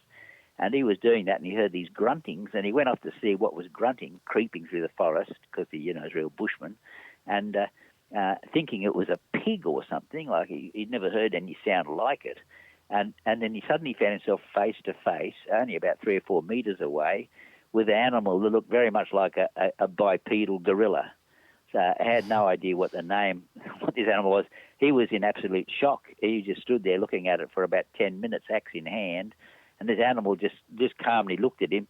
He described it having a crested head, like a sagittal crest, like a gorilla, had a gorilla-like face with a black shiny skin, bare skin on the face, and yellow eyes, and a really large and powerful body. An animal 2 meters or so in height and about a meter across the shoulders. Huge, powerful animal just standing there with feet like a gorilla and hands like a person or a gorilla, more like a gorilla, but more bipedal, and because he'd never heard of such an animal. And then eventually it walked off. It had a very unusual method of moving, and he went back to the ranger's quarters. And a good friend of mine, my best mate for many years, another ranger by the name of David John Duncan, he was expert at the environment. We met at university and at Griffith University, but he had already worked for years for the national parks, and he'd been sent by head office to look at all areas that were going to be proclaimed national parks and give a report as to whether they're worthwhile to be included in the national park estate. He worked with Cole Lupus in the Great Barrier Reef on turtles and stuff. Worked for many years, and so he described how the head ranger arrived white as a ghost because he was stationed up there at the time, and the head ranger gave him a detailed description of what he just encountered, and then they relayed that information to the head office, National Parks in Brisbane, and they were told, well, keep it quiet, we don't want anyone. You've obviously discovered a new species of probably megafauna, some giant koala-like animal or something related to koalas or something. Not a kangaroo, something that's more of a koala-like body shape. And we better keep it quiet because the last thing we need is hunters go in trying to bag themselves a trophy. Mm. And so the national parks, some members of the national parks knew about it, including this David Duncan, who was a great mate of mine. And then around about the same time, a group of high school students from the Southport School, private school that's been there for over 100 years, I think, they had a outing to a Springbrook, to a camp, a youth camp, and which still exists. And most of the boys and one or two of the teachers observed a gorilla-like animal resting on the grass in the sunshine near the edge of the forest. And they looked at it with binoculars, and they were astounded that he was an animal no one had ever even heard of. And they went off. It went off into the forest, so they went to follow it. The teacher led the group of students to see if they could get another look at this or a photograph of this amazing animal. And it had been standing beside a flowering shrub on the edge of the rainforest, and the shrub came to its hips. And when they walked up to it, they discovered that the shrub was as high as the boys, and these are sort of high school students, the heads of the people.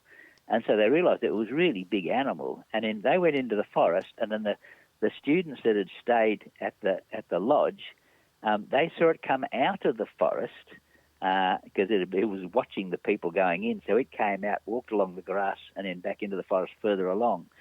And then later on that night, it was around the lodge. It pulled up some shrubs and things and thumped on the walls and what have you. Once again, no doubt a young male doing exactly what had happened at our ranger's quarters in 1971. So this is about 1977 or 78, I think. And one of the boys, who later became the youngest senator in the Queensland government, Bill O'Chee, mm-hmm. he wrote an article about what had happened in the school newspaper, but the headmaster wouldn't allow it because he didn't believe it could possibly have happened. So then he was so upset that no one wanted to hear the amazing discovery they'd made, which all the students and the teachers agreed to because they'd all seen it. So he contacted the Gold Coast Bulletin and they published it. That's right. So, and once again, we had no name for the animal, and often it was described in the Gold Coast Bulletin as a bunyip. And there'd been reports in the Gold Coast Bulletin because what's now suburban Gold Coast was all vast wetlands, swamps, and the bunyip was an animal that was well known to live in these swamps, and it had a really powerful bellowing call. That it wasn't heard very often, but when you did hear it, you knew. It was sort of almost like it was seasonal. It was only heard late at night, but some loud bellowing call. It was very well known as the burly bunyip. And then there'd been reports in the newspapers, even when I was growing. I grew up partly on the Gold Coast, and in the 1950s and 1960s, and there were occasional reports, but I was very sceptical. I couldn't really believe there was something really unknown that we hadn't found. I was positive we'd found everything, and I was always surprised when they'd discover a new frog or a lizard or something, because I was positive everything must have been discovered by now. Then in 1973, I headed off to New Guinea and spent 1.5 years studying the fauna and flora of New Guinea and living with tribal people that had never seen an outsider before and that were totally traditional, had bamboo knives and stone axes, and I spent a lot of time living amongst such people, and also living and working amongst the ecologists at the Wow Ecology Centre in the Owen Stanley Mountains, halfway between Port Moresby and Lae. And we're on expeditions, like we'll be on 3-month expeditions into the rainforest, like they've never been zoologically examined. And this is in 1974, and climbed the highest peaks of the ranges, etc., on like expeditions that would take up to 4 days to get there and back again. Groups of us, and would have carriers carrying all our scientific equipment. Great expeditions, and in 9 months I spent on one. Mount Missum in the Wow Valley. These are high-altitude mountains dominated in undisturbed podocarpus rainforests and at higher altitudes, and Antarctic beach rainforests and pandanus rainforests, all kinds of fabulous down to lowland tropical rainforests. An ornithologist, botanist and I we spent a lot of time together. I was mainly bird watching, studying the birds of paradise in particular, but all the birds and mammals, spotlighting at night and stuff, camped out in the rainforest.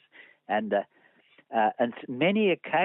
several occasions, we heard this incredible bellowing roaring from an animal that was unknown to science. And I used to try to follow it through the forests. You could walk around the rainforest there, mature forest. You can walk around. There's not all that much undergrowth. It's leaf litter and a few ferns and seedlings and stuff. But you can move across country through these rainforests. You got to be a real bushman. You got to know the environment. And I'd try to follow this animal. I could never catch up with it as it roared and bellowed ahead of me. But it was like there's no animal like it. And I always thought it sounded a bit primate-like, but it was a complete mystery. Like it. You know, how could there be something in that? Even in those remote forests, you wouldn't expect there was something large living there. And then back in Australia in 1978, living in my house on Tamborine Mountain, one night I heard the bellowings, somewhat similar to the calls I'd heard in New Guinea, of an animal that bellowed for a good 5 minutes. I mean, it produced maybe, 90 to 100 of these great bellowing roars, sort of sounding like yee, yee, yee, powerful things. And 3 dingoes were howling, and you could tell that this animal was massive. And then that's when I really was forced to believe that these things are real, because I could actually hear one, even though I'd heard them once before. And then in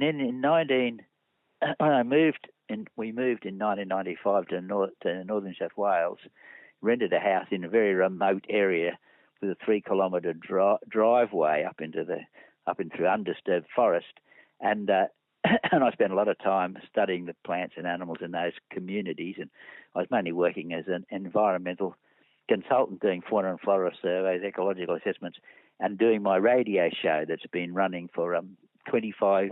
This is starting the 25th year. A wildlife identification radio show for ABC North Coast local radio. It just goes for 10 or 15 minutes, and we talk about different species of animals. People phone in and report what they've seen or ask for identifications. And it's every Saturday morning at about 6:40. You can listen to it on the internet, ABC North Coast, New South Wales local radio. Every Saturday morning throughout the year, pretty much.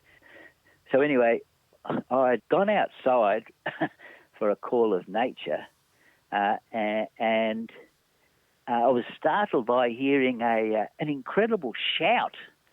And I thought, my God, it sounds like someone's lost in the bush. And this house was a very remote house that had been built, only a decade or something before by someone quite wealthy who wanted to live in a remote location on a ridgetop in the forest, and then had sold it. And then the owners that had bought it was owned by the chief medical officer in Australia for his son, hundreds of acres, and then he wanted to travel, so we were able to rent this house, and it was no trouble, and it was a good 3-kilometre driveway into the house, but a very remote house, and so behind the house, not too far away, this incredible shout came, and I thought at first it must be somebody lost, though what they'd be doing wandering around at 3 in the morning in a pitch black night, but were very clear, starry night, very quiet night. This series of calls started up, which was an enormous series of barks in groups of 3. So it went like, aroo, aroo, aroo, and then it would gurgle, and then aroo, aroo, aroo, and then like no other animal. It went for about 5 minutes. And interestingly enough, I was had some good friends come to visit. It was one of our daughter's birthday parties, and all their school friends and their parents came. She was walking. The mother and son were walking up the road to our house because they had an old car and they were frightened it was a bit steep and they mightn't be able to make it up this steep road, even though it was concreted. They decided to leave the car behind and walk up. It's only about 1 kilometre, and they're all country people, and so about halfway up, they suddenly saw what they thought was one of the children coming down from the house, which is still, say, 1 kilometre away, and running downhill, dressed in dark clothing. And they thought, my God, what a bush kid. Now look at a child about the size of a 12-year-old, roughly, and running downhill just like a person running downhill, swinging their arms. And then they were surprised to see he wasn't running down the concrete road. He was running through the bush beside the road, and it's very open. It was open woodland, open eucalypt forest with kangaroo grass, so you could see clearly. There was very few in the way, little way of shrubs or anything, and just all kangaroo grass under a canopy of gum trees. And he came running down to them, and then when it was something like 10 metres away, it stopped, and they suddenly realised it wasn't a child at all. It was like a chimpanzee. In fact, they must have encountered an imbinji, or janjadi, as they're also known. Yeah. And it dropped onto its 4 legs and walked just like a chimpanzee, about 10 metres across they were at a little flat area where the road had a hairpin bend. And it walked past them about only 10 metres away with a round head and a round bottom, like no tail, and on 4 legs. And then it continued down the steep slope where it, on the other side of this little ridgetop, when it got up onto its hind legs and ran down. And then years later in this locality, I found a whole bunch of footprints, like little children's footprints in the bush, where what looked like little children had been running back and forth in a muddy little patch of mud on a rather muddy track, and scooping handfuls of mud out and throwing them on the ground and leaving sort of like little hand prints or knuckle prints and little footprints with very much like a child's. But then, and a little stick structure, a little stick tripod, only about 15 centimetres, about 30 centimetres high or so. And then whoever had been playing in the mud had left no footprints on the whole rest of the muddy track, which had only had footprints of, say, dingoes and swamp wallabies and brush turkeys and pigeons and what have you. And it also hadn't bothered to go down and wash their hands after playing in the mud or their feet in a pool of water that was within, a metre or two of these footprints. and yet there was no tracks at all down to the little short muddy slope, semi-grassy, semi-muddy, and certainly hadn't disturbed the water at all, and it was all fairly recent. So I photographed those, and yeah, very unusual. So they're the reports of Junjuddies or Nimbinjis.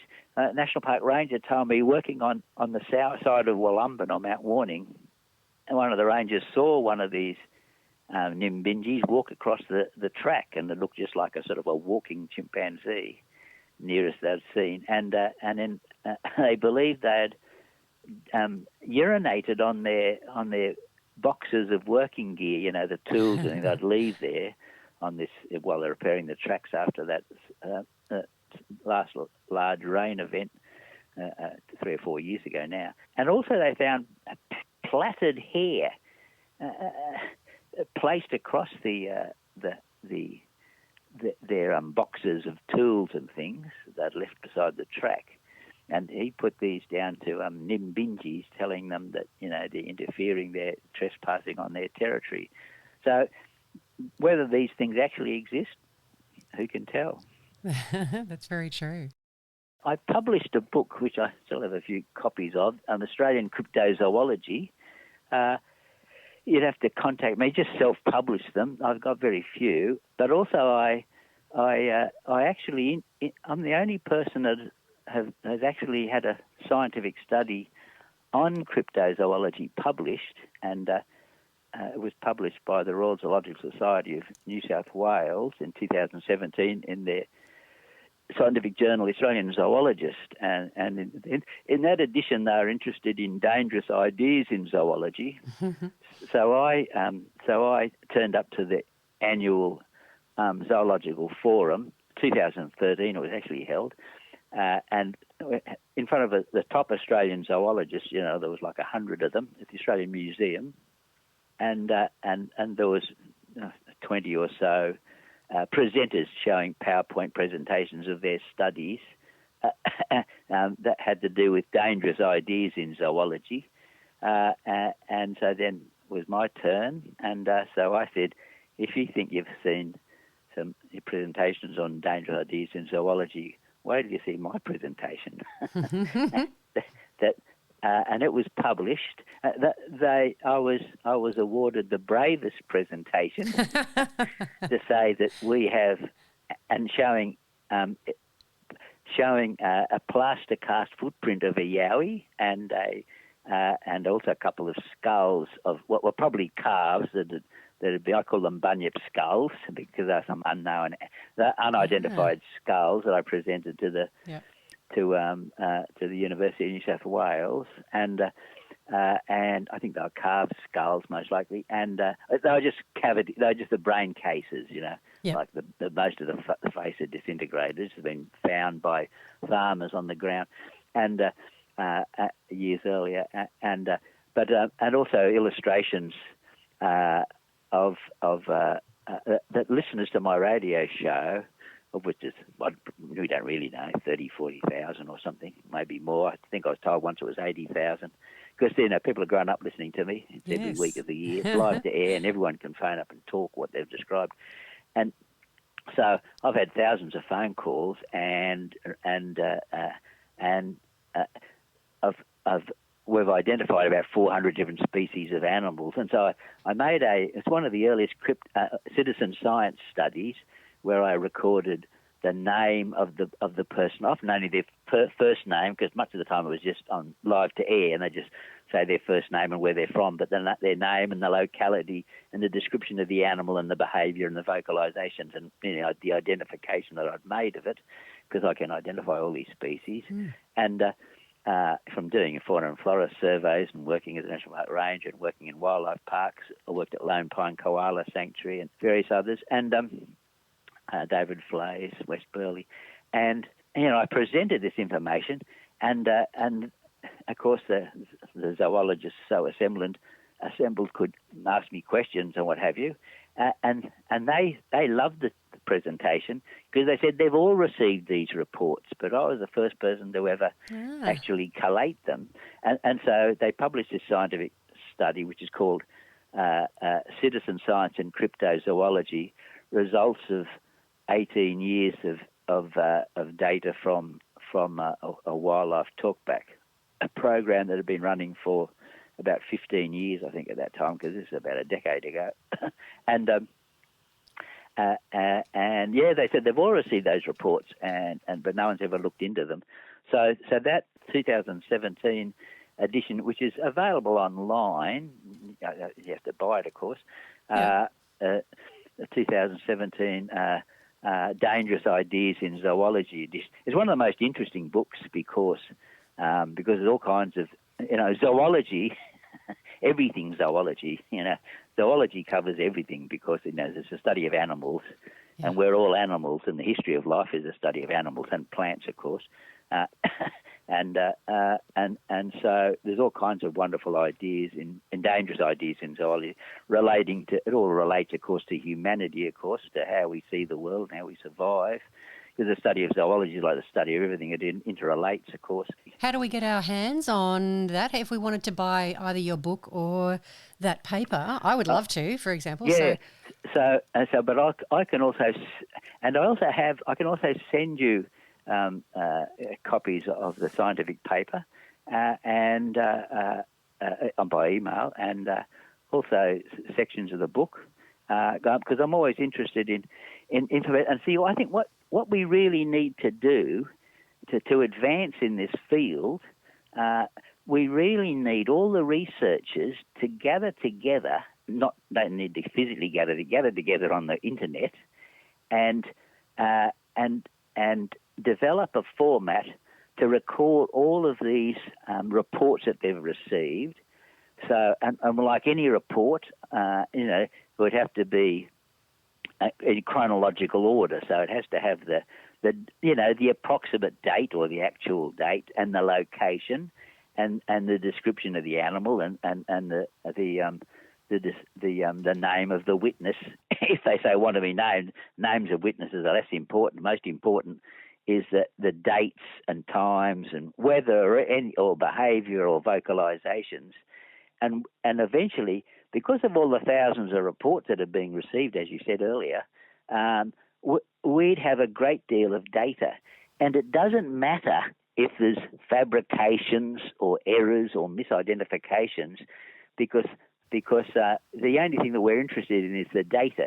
So if you gather the data and you find that the reports are all from people suffering from psychoses, say, for instance, then we can say, oh yes, no, it's mythical. The animal doesn't exist. Everyone has ever seen this report has mental health problems and is on medication. Say that could be one interpretation. If there isn't any sign of that, all these people are actually just normal community members, as I've always found. They're always farmers or policemen or national park rangers. I've got reports by zoologists and zookeepers who know their animals and have encountered these amazing animals.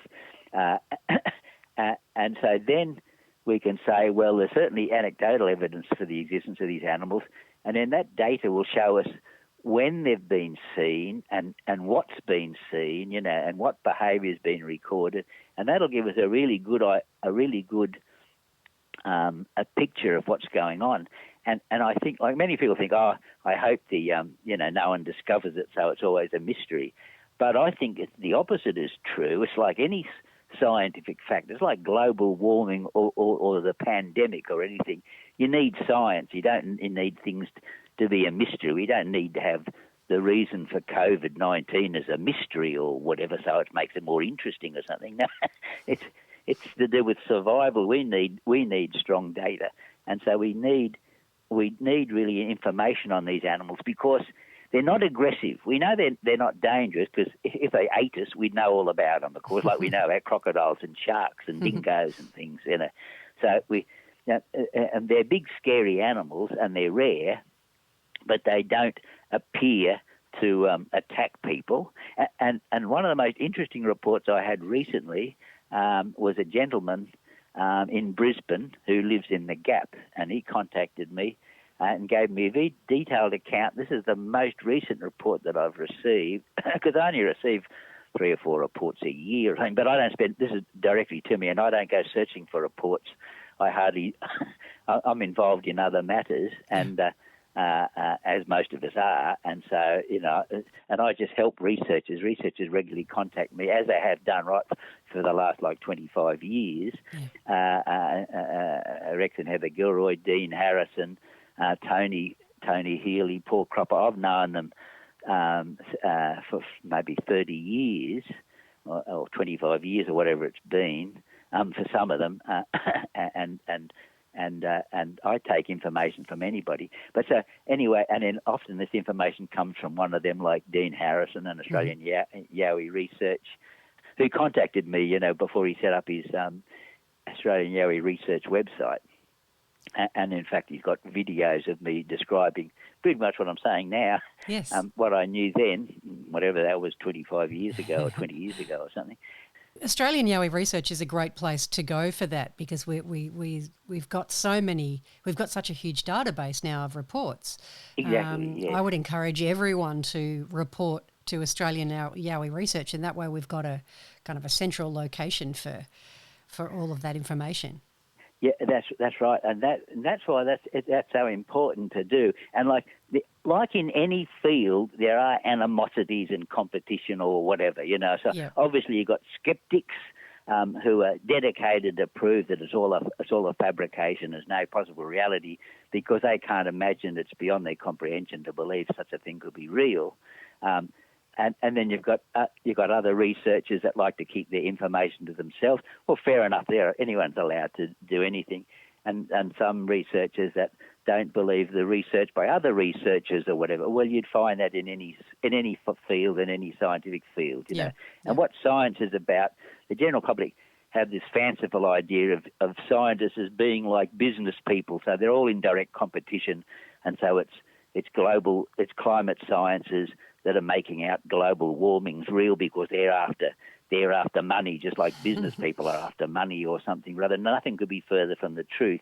And the scientist, the whole scientific discipline, has to be completely unbiased, and you simply look at all the evidence, and then you work out what's the most logical explanation. And then every other scientist, their whole reason for existence is to disprove. Science works by disproving things, So you say that, as originally believed, Newton believed that he brought forward the theory that gravity sucks, and then other scientists proved no, it doesn't actually suck. It's gravity's something to do with movement, a whole array of physical properties. Yeah. So anyway, so it doesn't matter what field you're working in. The idea of the science is to try to disprove, and if you can't disprove it, then that helps to prove that it's a reality. So the idea, you get all this data and anything, now how can we try to disprove this data logically, So no doubt about it, it's all hallucinations, or it's all fabrications, or no, there's no sign of fabrications, or if there are some fabrications, it doesn't matter, because that'll get. Because if you look at the reports, and you also notice a lot of dragon and unicorn sightings as well mixed in with it, then you could say, no doubt about it, this is some sort of mythological situation. But if it's purely zoological, like all the reports are all from people that have seen an animal in the bush, then it must be zoological, which means there's an animal there. Now, other people, of course, believe in a paranormal situations, that it could be some animal that pops in from another dimension. And I always say, well, you can rule that out simply because, we're trying to deal with real data. So if you're, you're a detective in the police force, and you can find no evidence of the individual that's suspected of committed a crime, there's no physical evidence they can come up with. So the only explanation is they popped in from another dimension, or they're paranormal in some way, or they're alien or something or other, like, they can't be described in normal, down-to-earth comprehensions, then, they would be laughed out of the police force, So the same thing applies. You might believe that, they can pop in from one dimension to another, but that's no kind of an explanation. You can believe the moon's made of green cheese. You can believe whatever you like. It's nothing to do with reality, but you can go off on your own and believe anything you like, as we can. We've got the freedom to do that. You tend to not end up with too many friends or relatives or whatever. So that applies to cryptozoology as well. So, and as I always say, well, if they're metaphysical beings, which means what? There's no explanation for it, We only know of one reality, and there might be other dimensions, but we don't see much in the way of evidence of it in our day-to-day lives. But you can bump into a Yowie in a day-to-day, bushwalk, and if they were interdimensional, why don't they pop up in the middle of shopping malls, standing in line for the McDonald's or the KFCs or something? Because if they're metaphysical or from another dimension, they could pop up anywhere. Why do they only pop up in the bush and give you a fright?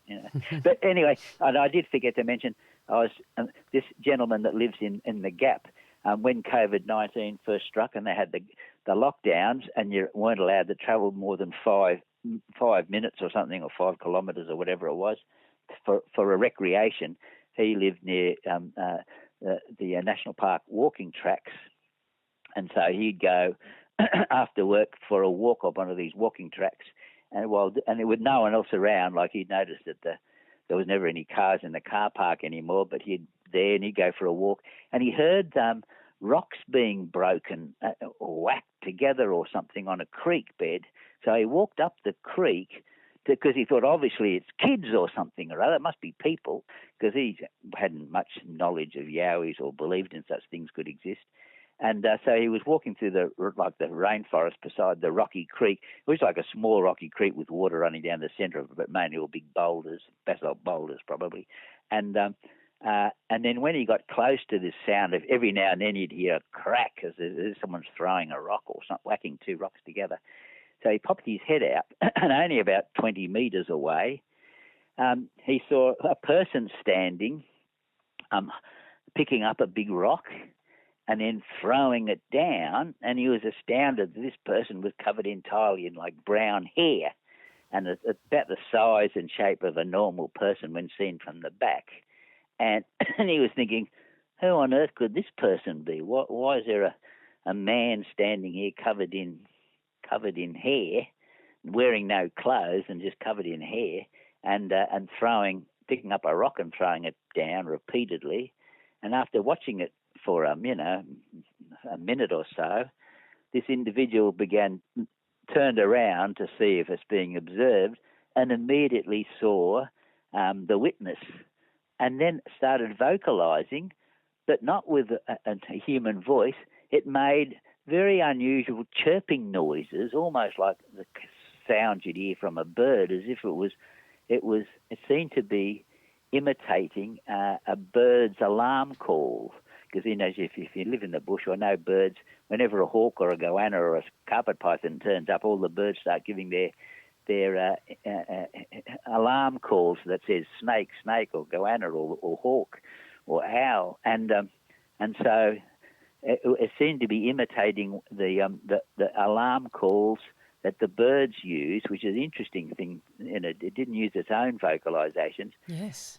And then this gentleman, the witness, who's like in his mid-30s from memory, always lived in the Gap, grew up there, knew the walking tracks like the back of his hand, was shocked to see that this individual wasn't an adult, it was a child, because the adult then stood up. And it was much larger and more powerfully built, and was like a big gorilla-like animal, and it bellowed at him. Right. And the witness turned and ran for his life. Yes. and I said to the witness, you didn't need to run. You could have advanced towards it and seen what it does.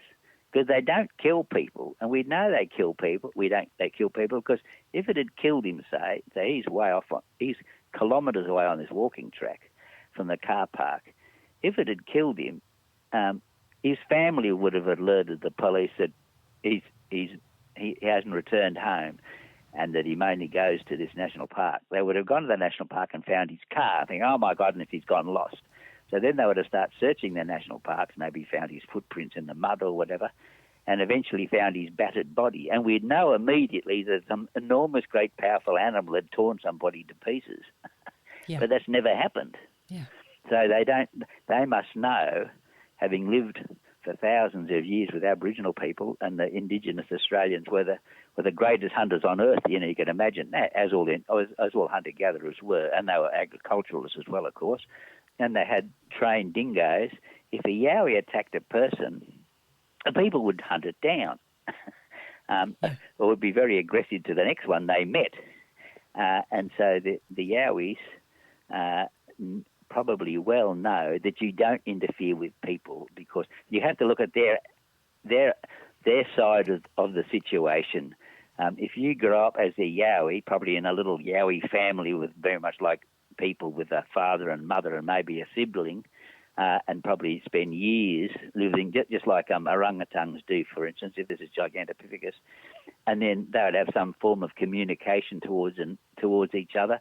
Who knows how complicated it would be? Maybe quite complicated, but anyway, the parents of the offspring would probably teach the young, because these are fairly intelligent animals, one would imagine, that if you come across other yowies, you run for your life, you know, because they're probably territorial. And if, say, the young male teenager would well know that another yowie family lives on the next mountain range, and if you ever encounter, you know, the dominant male, the father of that yowie family, he'll give you a good bashing. Make sure you don't enter his territory, and so you'll just run for your life if you see him.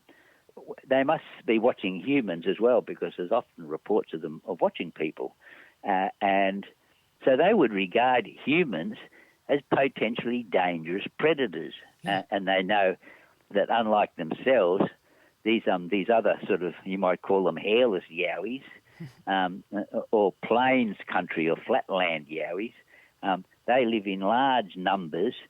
They move very quickly. They're very dangerous. They live with big animals, you know, like horses and cows, which they eat, and they have all kinds of amazing tools, which like including flashing lights and, you know, and rumbling bloody vehicles and what have you. And if you see one of them, just get out of the place as quickly as possible, because if you encounter somebody, if you encounter one of these people and they run off, you wouldn't take it that they're running off because they're scared of you. They might be running off to get others in to come hunt you, and they know that we're not predators because, you know, they watch kangaroos, and kangaroos are prey animals. They're standing around looking, and if there's any disturbance, they go for their lives. But with people, they notice if they hear anything, the people come running to see what's going on. So that shows you they're a predator. So that's why they'd avoid people, because you know, people are big, frightening animals, not as big as them, but very scary, because they're very fast, especially with their tools, like their vehicles, bicycles or motorbikes. You know, they're very loud and very scary. So, you know, I think that's why we don't have much to do with yowies, because they're scared the hell of us. Yeah. You know, Exactly. because there's so many of us, and we make such a lot of noise, and we act like we're the nastiest things around, like, you know. We probably are. yeah, we are. Well, there's no doubt that we're the dominant predator on the planet. Yeah. And anything that encounters us knows that, if you see one running away, it might be just running to get reinforcements. Yeah, exactly. Gary, it's really interesting that you mentioned the imitating a bird alarm call, and the parent, perhaps the possible adult, standing up and bellowing. We had actually almost identical situation in, I don't know if you listened to the interview that I did for AYR at Bellbird Grove outside Brisbane. But it was exactly the same situation. That this man happened upon what we think now is a juvenile splashing around in a creek bed, clucking rocks, and he was walking up the creek bed, not up the trail. So he surprised the creature. The creature turns its head and pursed its lips, and so it seemed to be he thought it was making some kind of sound, like a kissy sound perhaps, but he couldn't hear it from where he was, but he saw the face move. Yes. And then immediately an enormous adult steps down from the bank onto the creek bed and roars at this guy. Yeah, no, that's the same account, because Dean has for decades sent me really interesting reports, because many of the reports you've received have been on other animals, and also years ago, lots of audio recordings which I'd then identify. Yes. And Dean actually sent me that, and then also the contact number. So I often, if I have the opportunity, I contact the primary witness and have discussions. And so that's where I came from, that one. Oh, and great. I may have already seen what you've been doing is excellent. It's really valuable work. And I've always said, look, I work with everybody. I mean, I don't spend much time researching it, but I just help other people with their information, and I've published these books, and I've got a Facebook site which I don't put much on it, called Australian Cryptozoology, Gary Opit, and I've got my email address is garyopit@gmail.com. But so I'm always interested in reports. I've got a great many reports that you haven't published, mainly because I simply don't have the time. I get reports. I've got them all on the computer in their files, but it takes a lot of time to actually, publish the information. Yes. Well, if there's anyone you'd like me to actually interview for you, I'm more than happy to do that and send it to you. Yes, indeed. Yeah. And okay, so we better leave it there, I guess. Okay. We'll talk too long as it is. Gary, it's such an honour to talk to you and to listen to all of that amazing information. I feel like I've had a history lesson and a zoology lesson, and it's just been absolutely fascinating. Yes, yeah. Well, thank you very much. Yeah, I've devoted quite a bit of time and effort into the study. I mean, I mainly work on other animals. This radio program, I can identify every mammal, bird, reptile, amphibian, or invertebrate from people's descriptions You're or amazing. their calls or whatever. And very few people that have been doing that, and I've been doing that for this will be start on the 22nd of January. Will be the beginning of the 25th year, but it only runs for 10 or 15 minutes. So yeah, if you get a chance, listen to ABC North Coast Local Radio. I will. And you can contact me on Gary Opit, GaryOpit @gmail.com. And I can always happy to receive reports or to send them on to others or whatever, whoever needs it, or to give a bit of advice. And I want to congratulate your good selves and all other researchers in the wonderful work that they've been undertaking in this fascinating scientific field. Thank you so much, Gary.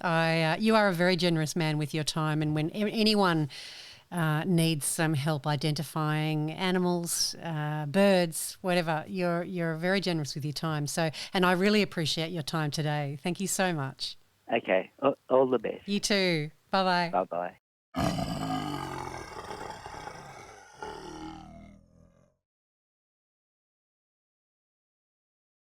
Gary Opit, Australian wildlife expert and wildlife talkback radio broadcaster, host of the long-running ABC North Coast local radio show in New South Wales.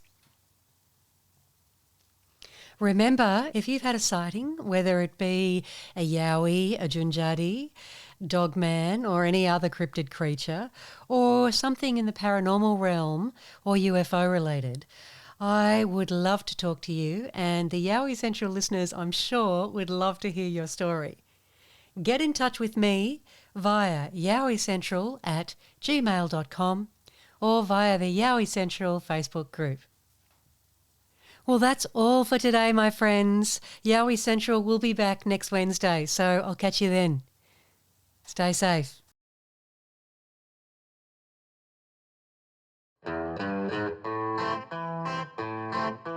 Out in the cold, out in the dark, something's lurking at the edge of the park. People be warned, people beware, there's a storm on the rise and it's covered in hair. Hear him cry, hear him howl, looking for someone to disembowel. Claws like a hook, eyes like coal, feet so big they're gonna crush your soul. They call him Sasquatch. Out in the night when nobody can see, under the darkness behind the tree. Is he a monster? Is he a man? Is he a demon under Satan's command? Hear him cry, hear him howl, looking for someone to disembowel. Claws like a hook, eyes like coal, feet so big they're gonna crush your soul. They call him Sasquatch. Yeah!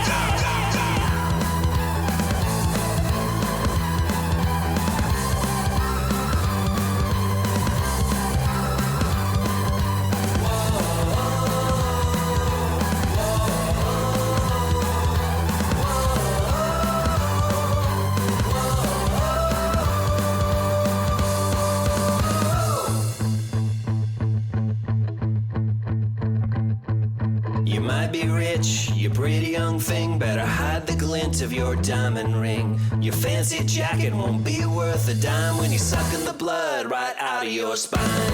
Hear him cry,